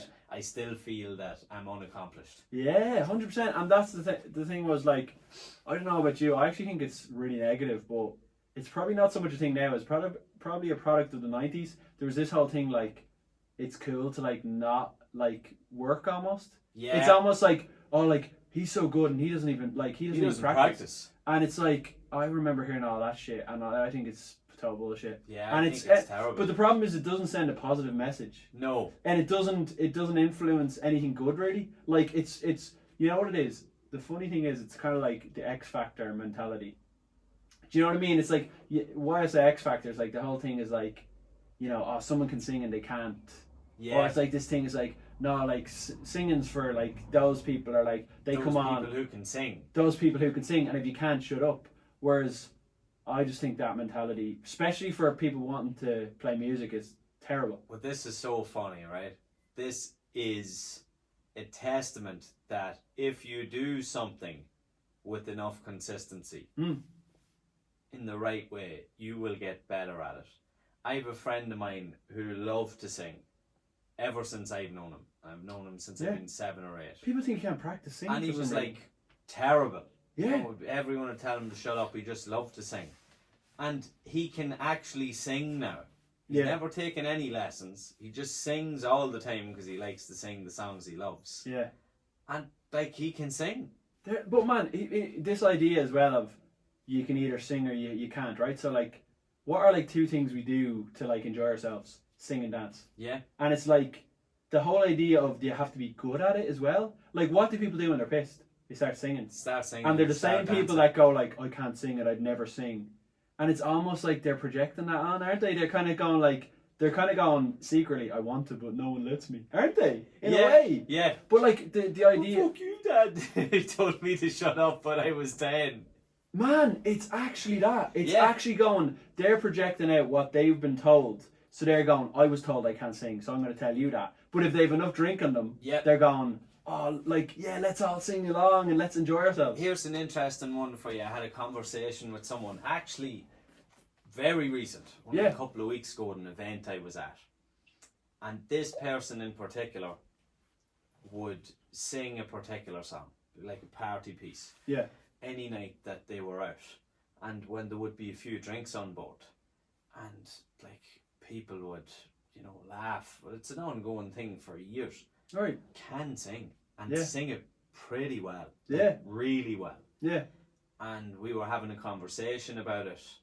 And they had said, it was like, you always give me a chance to do it when you played in a cover band, locally years ago when you used to play that song, you would let me sing it. Yeah. And they were like, yeah. And I was like, because you were good at it. Yeah. And they were like, yeah, but loads of people give me stick and negativity for it. Yeah. And I was like, but you don't understand that there are loads of people that gave me stick and had negative comments about me playing the drums at the same time. And I was playing in the cover band. And I was like, if I had listened to any of them, I wouldn't be doing what I'm doing now. That's it, man. And like, even, you know, Ed Sheeran has actually a good story about this. He talks about, he'd like show you all the clips of him singing and all. Didn't have a note in his head and was like, do you know what I mean? Yeah. And he's like became the biggest pop stars in the world. Probably is the biggest. But, you know, yeah, easily. But like the thing was, he was kind of putting in the reps, you know what I mean? And it was like, this is what he wanted to do, so he was doing it. But he talked about having supportive parents and kind of, they would be all for him to do it. And the thing is, like, people make this argument, it's a very Irish argument. It's kind of like, you know, if you can't sing, shut up. And it's kind of like, oh, it's better we tell you now and be truthful, right? But I actually disagree, right? Because their argument is going... The golden one. Who sings that song? You won Rihanna. Yeah, let her sing it. Yes, you know? Exactly. But the thing is, like, you're thinking that you're doing them a favour, right? So first of all, you're not, like, they want to sing and you're not letting them. So first of all, even him saying, you let me sing it. Yeah. Why? You're asking permission. Now, I know you were getting him up on stage, but he's almost saying that in a way kind of like, people don't allow me to even sing. Yeah, it's like they won't let me sing. Yeah. Like, but what do you mean? It's like you shouldn't have to ask anyone's permission. It's like, if you want to sing, sing. But man, the argument is it's better we tell them now, right? But in my eyes, it's not, right? Because say if you go out into the world and you sing and someone says you're a shit singer, right? You have two options. You can go, well, you have a few options. You can go, I don't want to sing anymore because that was embarrassing. You could go, I'm going to keep singing because I enjoy it and I don't care what they think. And then the third option is you can go, I'm going to improve at singing. Yeah. So they're cutting off all of that. So the thing is, like, you're stopped before you can even start. And like, it's terrible, man. It's awful because it's like, doesn't give people a chance. And even the whole idea of like singing even for enjoyment isn't allowed for some reason. No, it's not allowed, but or there's some sort of begrudging aspect to it. But I think it's part of Irish kind of culture. Maybe it is, You yeah. know? And I know we had a great chat earlier about 3 things in particular when it comes to music. We were talking about or should I say, a checklist of 3 things when it comes to a gig, and that you should have 2 of them. Yeah. So it should be that you either love the music, the money is good, and the people. The people are good. Yeah. And it's like, you gotta have 2 out of the 3. 100%. So if you don't have the money in this case, where you just do, what do they do? Exactly. You love it. Exactly. But then you need the support of people. Exactly. So why can't people just be supportive of So it? that's actually a good point. You're taking the classic gig thing is taking a gig, those 3 things, but you're applying that interestingly to just people doing their own thing in life. Yeah, because so it's like, you had said to me at the back in of the it, gigging with a particular gig in the context we spoke about, you were like, well, it goes to show you that you have to do it for you, and you just have to love what you're doing. 100%. But what you said is interesting because you're saying that's the people around you. So if you're pursuing something that's not about career, it's all good, man. You're sick of listening to me. Burn the ears. Not at all, no. But man, it's like so for someone doing a hobby or someone doing something like that, it's important to have people to support them in doing that. Yeah. Or else it becomes a thing of, you know, obviously there's no money because it's a hobby or it's just for their own pastime. They love it. Okay, cool. That's only one of we need 2 of these 3 things. Yeah. And then it's the people begrudging you and bringing you down. Bringing them down. So then you go, why should I even start? Yeah. You know, if my friends and family don't even want me doing this, you know. How many people have we seen that started a singing page on Instagram and upload 7 or 8 or 9 or 10 or 11 videos? And they're must be so scared to do it. Yeah, and especially girls that we would have went to school with. Yeah. That were brilliant singers. Right, yeah. But whatever. It's almost, who do you think you are trying to sing? What? Well, I always found that like there was 3 or 4 or 5 girls in every year that could sing. And like, you mightn't have really known them. But it was like, man, she could sing. Or, you know, could play piano to an extremely high level. Yeah. And they do nothing to do with music. They're massive fans. but they never took it further because they mightn't have got the encouragement.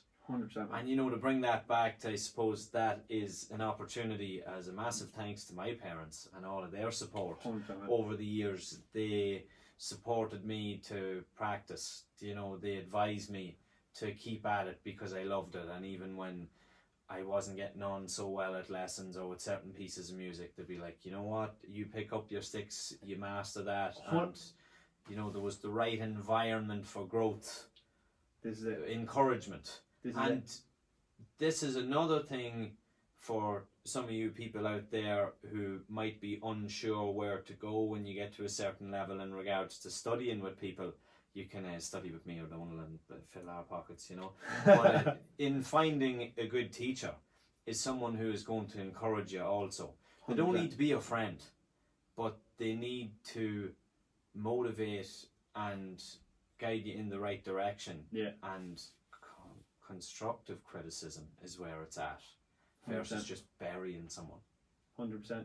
which seems to be something that's very prevalent in our culture. 100%, man. I was telling you, I had that student where I was saying he was being hard on himself and he was saying, oh, that's what I want. And I was kind of actually going, I actually think you need the opposite. Yeah. Because and trust me, I'm all for it, because the best thing for a musician is to reflect on what you're doing. That's the only way you'll get better. Listen back. Oh, it annoys you because you heard what you didn't like. So that's why you want to change it. Yes. That's great. But the problem is when you're taking all the joy out of it. Yeah. And I actually seen this guy and he was beating himself up over everything. And I was going, oh my God, like, there's a limit. And you There's can a get limit. to the stage where you criticize every little thing. Like, if you had 400 snare hits in the song and you listen to it and you go, 4 of them weren't consistent. I was only actually saying to the lads Like there. 396 out of 4 is pretty good. I was only saying that actually to the lads on the tour. I was like, sometimes when my in-ear mix is so good, it nearly is bad. Because I'm going, that fourth snare was not exact, And it's kind of gone, it takes you out of it and you're going, look, get over it, it's one snare hit, Yeah. Yeah, but we are that judgmental, You have to learn to embrace the mistakes. Yeah. Well, that's what I always say. I try to say this to my students as well. I'm going, I'm trying to actively get people to play through their mistakes. Yeah, so I would be the same. Yeah, because there's this whole thing is like, start again. 100%, like, it's great to go start to finish, see if you can do something. That's a great thing, and I encourage everyone to do it. I think people don't do that enough.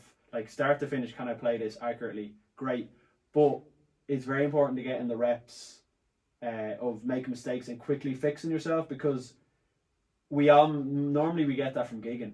Yes. But if someone can actually work on that before they're even gigging, that would be great, because it saved them a lot of heartache. Because the thing is, if you can get good at sitting down and playing something, and when you make a mistake, quickly fixing it, it means that, like, when you're actually up on the stage, you're not, you're going to have less heartache. You're on the money, man. That's absolute gold. And there is that, there's like a meme that goes around the drum community of the, like, oh, me when I play a fill at home, when someone's really killing it, and then it's like, as soon as I go to play it on stage, it's like the house is on fire. And I don't buy that. No, that's total bullshit and nonsense. That's nonsense. Because if you slow it down and you rep it out enough, and then you bring a certain purpose to the gig, you're like, I'm going to nail this. Well, I would say this, and I can't remember who it was. Someone was talking about it on a podcast. Lousy podcast. Feckin' podcast. But someone was talking about it on a podcast. They were basically saying, like, putting yourself in the situation of doing the gig, rather than, because we have this idea of, like, yeah, I'd nail it on my own, and it's like, well, all right, like, play it like 20 times there perfect on your own, and while you're doing that, have the context of, you playing the other songs back to back, and also putting yourself in the situation, how am I going to be feeling on the day? How am I going to be feeling after that many hours of travel, or after, loading in and setting up my drums? And they're basically, you got a stressful phone call or a stressful text. 100%. Your head mightn't be in it, but Exactly. you need to tune in.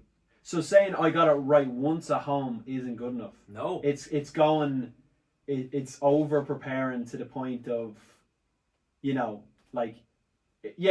kind of like, it's not good enough to get like, I don't know, it right even like 8 times out of 10. It's like, it's, you know what I mean? It's got to at least be 9. You got to be getting it 9 out of 10. Or you like, know? No, you just got to be getting it 9 out of 10 or Yeah. 10 out of 10, and that's it. Yeah. Oh, I mean, in terms of like, say if you're actually 10. Let's just go. You're, as you say, no, but like the. But I'm trying to make an example. Obviously, So not to I get wasn't perfect trying to every time. correct you. I was meaning in like No, you're in right, context of being on the gig. You're like, it's Oh, not yeah. even the like, oh, this Yeah. is good enough. You're like, that doesn't work when it comes to doing it on stage. Exactly. So you've absolutely nailed it in that your approach on the kit Yeah. has got to be in the context of you playing it on stage. Exactly. It reminds me of, have you ever seen the video on YouTube of Yogi Horton? No. If you look it up, it's like an hour's masterclass, and a lot of the top guys talk about it, and he plays with so much conviction. Drummer like. Yeah. Yeah. And he talks about, he plays a fill very nonchalantly. Yeah. And he said 9 times out of 10 an engineer will be like, that wasn't it. And he says you play the same fill with all your might.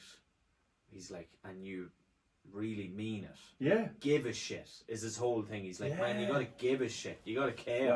Wow. Yeah. And he's like, then they'll go, that's it. And Wow. he's like, but it was the same fill. 100%. He said, it might have sounded the same. You might have hit the drums with the same power, but your enthusiasm of how you projected within your body language will be taken up totally 100%. differently. And that's what I mean, man. It's like that's what I mean about like, it's something over time, but it's like, you know, that type of thing of why we're talking about that is kind of going like, it needs to be right so many times before you're on stage, because every little thing can throw you. Yeah. Even the what we know, we've all experienced it, is like adrenaline kicking in, and all of a sudden your body feels different. Yeah. So sometimes do you ever find sometimes you actually have to change your technique depending on the situation, Yeah. and it's like that's never going to happen on your own in the rehearsal room. Yeah. That's never going to happen. You I know? think that's why when you practice, you've got to push the limits. So it's more important to do it when you're tired. Yeah. You know, to have discipline. And I find this is something that definitely transfers over to life principles. Yeah. You know, having the discipline to go for a walk or to cook the meal or whatever. Put on the wash, make your bed, or prep something for tomorrow that's going to help your future self. And you're like, you know what, man, I'm sort of tired, I'm just going to call it after 25 minutes. Yeah. You're like, you ramp up that metronome and you bring it to the breaking point 2 or 3 times a week. That's where the progress is. Yeah. And then you find that when you're trying to play, when your hands are covered in sweat, when you're dripping sweat, you're like, there's sweat in my eyes. Do you know, as you said stuff like that, my hands are sweatier. Yeah. You are preparing yourself for all of these scenarios. Yeah. Because when you're a touring drummer, what temperatures were you playing at in Australia? Actually, you know what? It sometimes is near the opposite over there, Because you the were heading aircon into they're hitting the aircon so hard. they're hitting the aircon hard. They're hitting the aircon really hard. But no, like, I guess it's that I try and tell my students this. I'm like, say if there's a fill in the song, maybe it happens once in the song. Yep. So say you play that song 10 times, how long is that going to take you? Like, it depends on the length of the song. It's a long time. And you played the fill 10 times, and it's just not enough. You know what I'm saying? Yeah. So it's like, it's that whole thing of like working smarter, not harder type of thing. Yeah, so it's like kind loop of the fill. loop the shit out of that fill. It's Loop like, the fill 100 times versus playing the song 10 times. exactly. And then, okay, now I can play the song. Yeah. Because how am I supposed to play the whole song, and that one part I struggle with every time?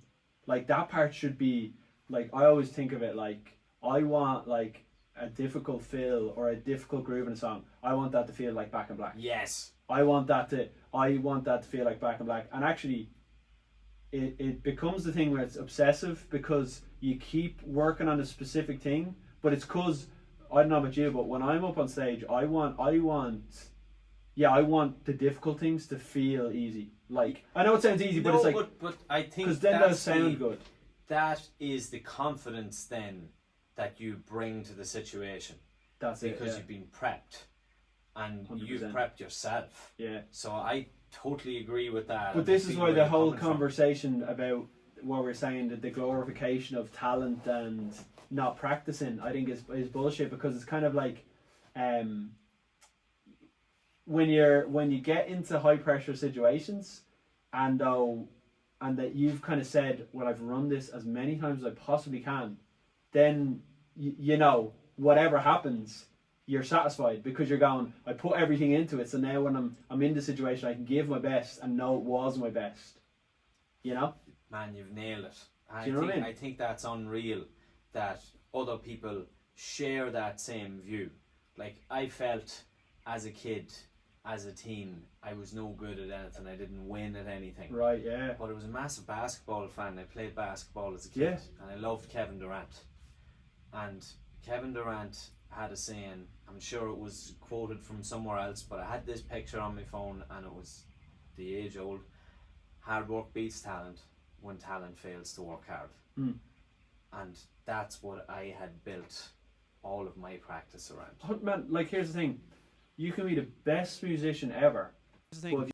You can be the best musician ever, but if you get a call for something and you haven't put the love and care into working on someone's music, that when you go in there, you're like, all your, you know, that care is going to beat that, I think, you know? Yeah. Because it's going, rather than going, I can play, all right, like, you know, let me show you what I got, versus kind of going, getting into the songs and kind of being like, connecting with the songs and then also learning them to the point of when you get in there that you can, like, I always look at it like, if there's a rehearsal, it shouldn't be a rehearsal. Yes. Like, the rehearsal is like a run through. I know I'm saying I this. talk to people about this. I'm saying this. Paraphrasing the quote. It's like, you don't, what is it? You don't rehearse or don't practice at rehearsal. Exactly. And Yeah. you don't rehearse on the gig. Yeah.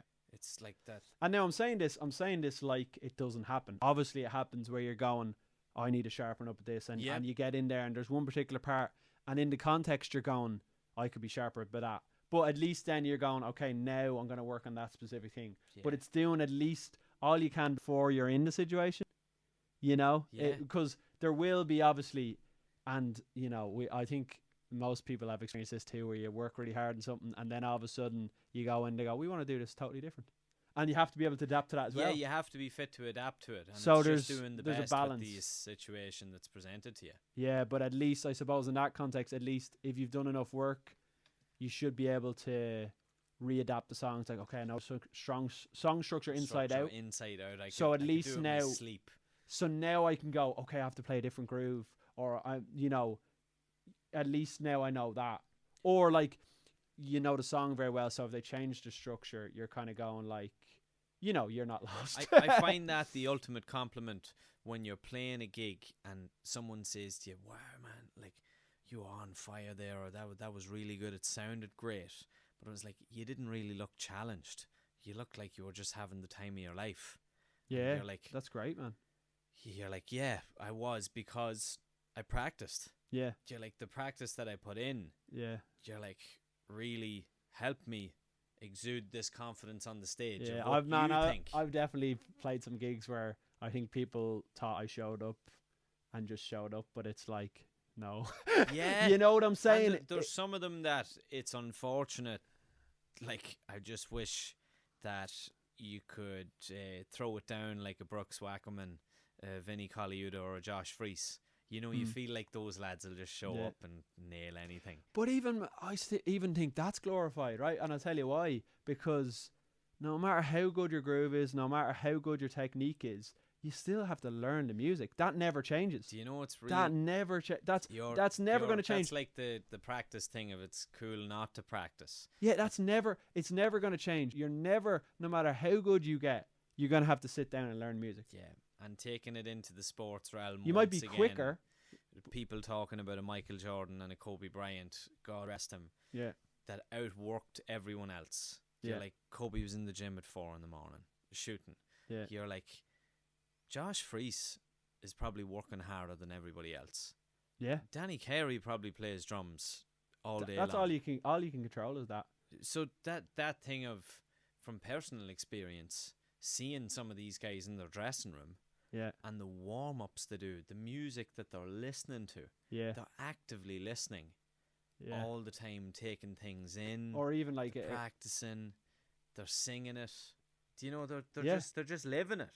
100%, man. Like another good one sports wise is, I don't know what footballer it was, but he was basically saying he showed up really early, you know, and he's like, I'm showing up to train early, like I'm gonna be the shit here. Cristiano Ronaldo's already there. Yeah. It's that type I of thing think it going on, you know. Wasn't it I one was of trying those to. things. It was like Rio Ferdinand was saying something like that. Was it? Yeah. Yeah. Some of the people were saying it was like, I'm gonna put in the work, and they're like, Ronaldo's there an hour. And you're going 2 hours. You're going course, like Yeah. The top of the top, though, it's you hear all of those stories, and then you realize that being the absolute best at what you do is not a coincidence. Yeah, 100%. Like, it's not just a happy coincidence. Yeah. Vinny Colaiuta didn't become Vinny by just listening to records and faffing about. No. Like, And even like, here's another example. Say the likes of Ringo. So someone would try and pull off that one on you, like, well, Ringo wouldn't practice. Can you think of he would have done 10,000 hours just playing gigs? yeah. Like, what is it they said about the Beatles? They were like Germany a cover band. gigs, yeah, the cover gigs is like they went to Germany and played 2 or 3 shows every day for You know, a and certain amount of months. And the thing about that is, why is he so famous as like a song drummer? Because that's all he done. He played songs. So it's like, if someone's going like, you know, they're working on their technique. Great, not knocking that. That's great. But it's like, play a song once a blue moon. That's why they're not Ringo. That's why they're not like, because it's you know, it's the reps. Yeah. So the whole idea of like Ringo didn't practice, I don't agree with that. Even though I get where people are coming from, but it's a different thing. It's putting in the hours in and like, that's, even if you think about it, like, that's the stuff that actually mattered, really. Like, him playing songs, context. That was his job. That's the best. Like, you know, how much do you learn really at home practicing versus like, okay, I got to prep for this gig, do the gig, and learn a new set and do this. Like, that gives, like, it's kind of, it's the pressure, you have to do it in reality, it's the accountability. Like, it's way more effective, isn't it? Like, you know, reality beats a rehearsal kind of. Yeah, no, 100%. And you know? I think you made a great point in saying that you have to do it for the love of it and because you love it. Like, Charlie Watts loved jazz. Yeah. He was a phenomenal jazz drummer. That's why he had such a good pocket when it came to playing songs. Yeah. How many songs would he have played with the Stones? Yeah. Just like you said, but his CPU power was so much stronger. I've heard, did you ever hear Gavin Harrison talking? He put it so well. He put it so well. Yeah. He put it so well. You know, if you challenge yourself, yeah. like, there's a really good example. It can't be seen on the camera, but that chart, that's stuff I've been practicing double kick stuff all week. Oh, cool. I don't know if I will ever play that on a gig or play it at the tempos that I've been trying to push it to. Yeah. But it's expanding my technique and my CPU power. 100%. And the weirdest thing is, I've been fortunate because, strangely, in my drumming, I'll work on something and all of a sudden I have to use it. Yep. It sounds bizarre. Like, I play with an artist called Warnock. It's kind of like instrumental music, and I got asked to do the gig, and next minute it's like, it's really technical, some of the drumming, and I'm kind of going like there was even this part, it was like this mad Latin groove in it, and I'd done that stuff in college and kind of been like working on that kind of stuff, and I was just about able to do it. It was really challenging, but the thing was, I was kind of going, I'll never use this. Yeah. Or like, there's so many examples. Like, I remember, like, I was, you know, like we all do, work on the Purdy Shuffle and Rosanna and all that. I'm working on that, and next minute I was getting called to do, like, you know, like country gigs and stuff like that, where there was a load of shuffle, there was different shuffles in it, and then, you know, I was doing this kind of indie pop thing at the time, a load of shuffles in it, and I'm going, because before then, like, you know, being, you know, playing stuff like Nirvana and like rock stuff, you're not playing shuffles. Attractive. You're not playing shuffles. So I'm so glad that I really got into that, because then I had to start to develop a bit of a shuffle, because all of a sudden I was having to play them. And I know every drummer should practice shuffles. Should know how to shuffle, and but the should problem be fit is to efficiently. But if you're not playing them, it's totally understandable. Yeah. And I mean, the thing is, like, now that I think of it, you know, I haven't spent much time in them recently. I definitely need to, and I'd be, you know what I mean? It's like, it's the reps, and it's the And when you find those songs that you love, it always brings you back to that. Yeah. Because you'll sit down and you'll make some time for yourself 100%. to play those songs that you like on the kit. Yeah, but just have fun. That's what I always find I go back to, is trying to remember why I wanted to play the drums or what made me want to play. Man, I know this sounds strange as well, but I actively just try and stay inspired. I know it sounds, but I work at it. So like, as in like, it's hard. It's easy to get bogged down. Yeah. But it's kind of like, is there a video that inspires you? Yes. Is there a song that you used to listen to that inspired you, that lights you up? Because it's trying to keep that fire alive, because sometimes, man, you're going, oh God, you know what I mean? I actually got one for you. Yeah. Right. Look Up at the Stars by Shawn Mendes. Right. Who do you think played drums on it? Oh, it's probably Aaron Sterling. Exactly. But you listen to this track. And if I listen to it, I'll probably you want to spend it 10 times from here What's to the called? way home. Look Up at the Stars. Look I'll Up at the send Stars. it to you. Send it to me, after because this. I'll probably listen to that and I'll want to spend a week in the studio, like going for that sound. And it's that type of thing. I'm chasing that feeling, because that's the feeling I had when I was a kid, when I was getting into this. Yes. When I was listening to Rage Against the Machine in the bus going into school and going like, how will I ever get that, what's the song, Bullet in the Head? How will I ever get that halftime, that offbeat hi-hat? I was trying to do that and beat, and I was going, I'll never be able to do this, but I'm going to keep trying because it sounds so good, you know? I just hearing that in my head straight away. Do you know that's... And I'm going, because at the time you're going, I can't even play the hi-hat off beat as it is with a normal beat, let alone changing the kick and snare. And it's kind of swung and everything, and well, I didn't know that at the time. Oh yeah, I didn't know that at the time. Like you had said to me earlier, it's like, I'm sure a lot of us watched the groove is here. The groove is here. I'm nearly going to forget Steve Jordan's DVD, and changed your life. Yeah, you just decided to swing everything ever since. Yeah, you know? It's like, to my detriment. Yeah, it's like, just can we just play straight 4/4 and like let me swing it. Yeah.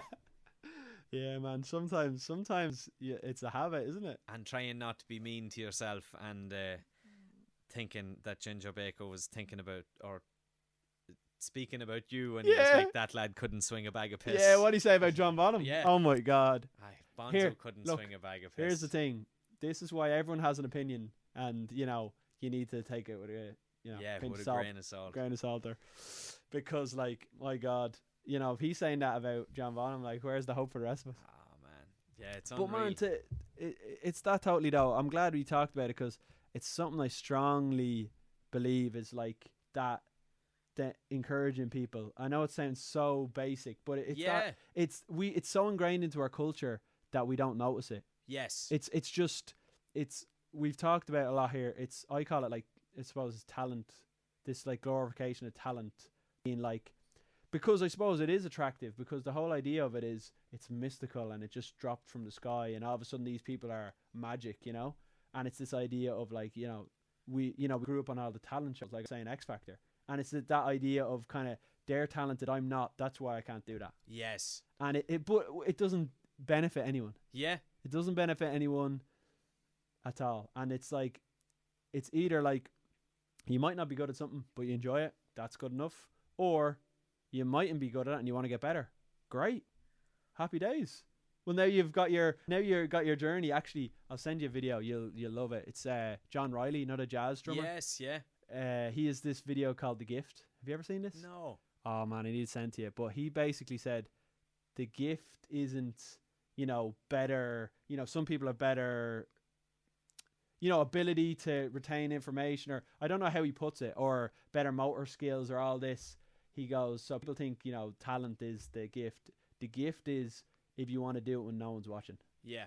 So I'll show you the video, because he says it a lot better than me. But the point is, if you're willing to do it and you want to do it when no one's looking, that's what the gift is. I think that is the gift. And because we'd be in here just doing it all day just for the crack. Just for the crack. And you take money out of it. Yeah. It's a case that if somebody said to me, you can never gig the drums and you can never record for an artist ever again, I'd still make it my business to play them every day. Yeah, 100%. Just because I enjoy doing it. Exactly. and like talking shop or swapping different snare drums, Yeah. and you're like, look, this is how you go about getting this sound. And that's even it. And it's like the reason it's a gift is because, you know, you spent all the time practicing it, but we say it like it's a chore. But it, like, the thing was, that's the gift because it wasn't a chore. Yeah, Because it's what you wanted to do. some things. If you, okay, I have time to do something, I want to play drums.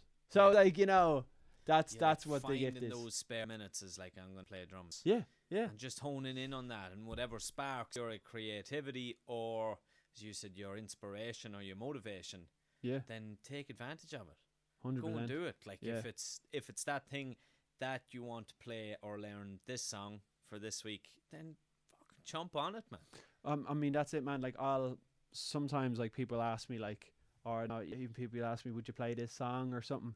And like, it's just instantly, like, it feels like almost a personal attack when you're going, no, I won't play that. But it's just say if I'm doing a song, something's inspired me to go, I want to try and record this. Maybe it's a sound thing, Yeah. or maybe it's just a thing, and I basically want to try and get that. Okay, I'm inspired to do this. I'm going to try and make it happen, because it's chasing that inspiration, you know. And sometimes, as we're talking about Aaron Sterling a lot, I'll hear a song and go, I love what Aaron Sterling done on that, and it's like, okay, I'm going to go to the studio and use that to improve my recording chops, and be like, I want to get something similar to what he done.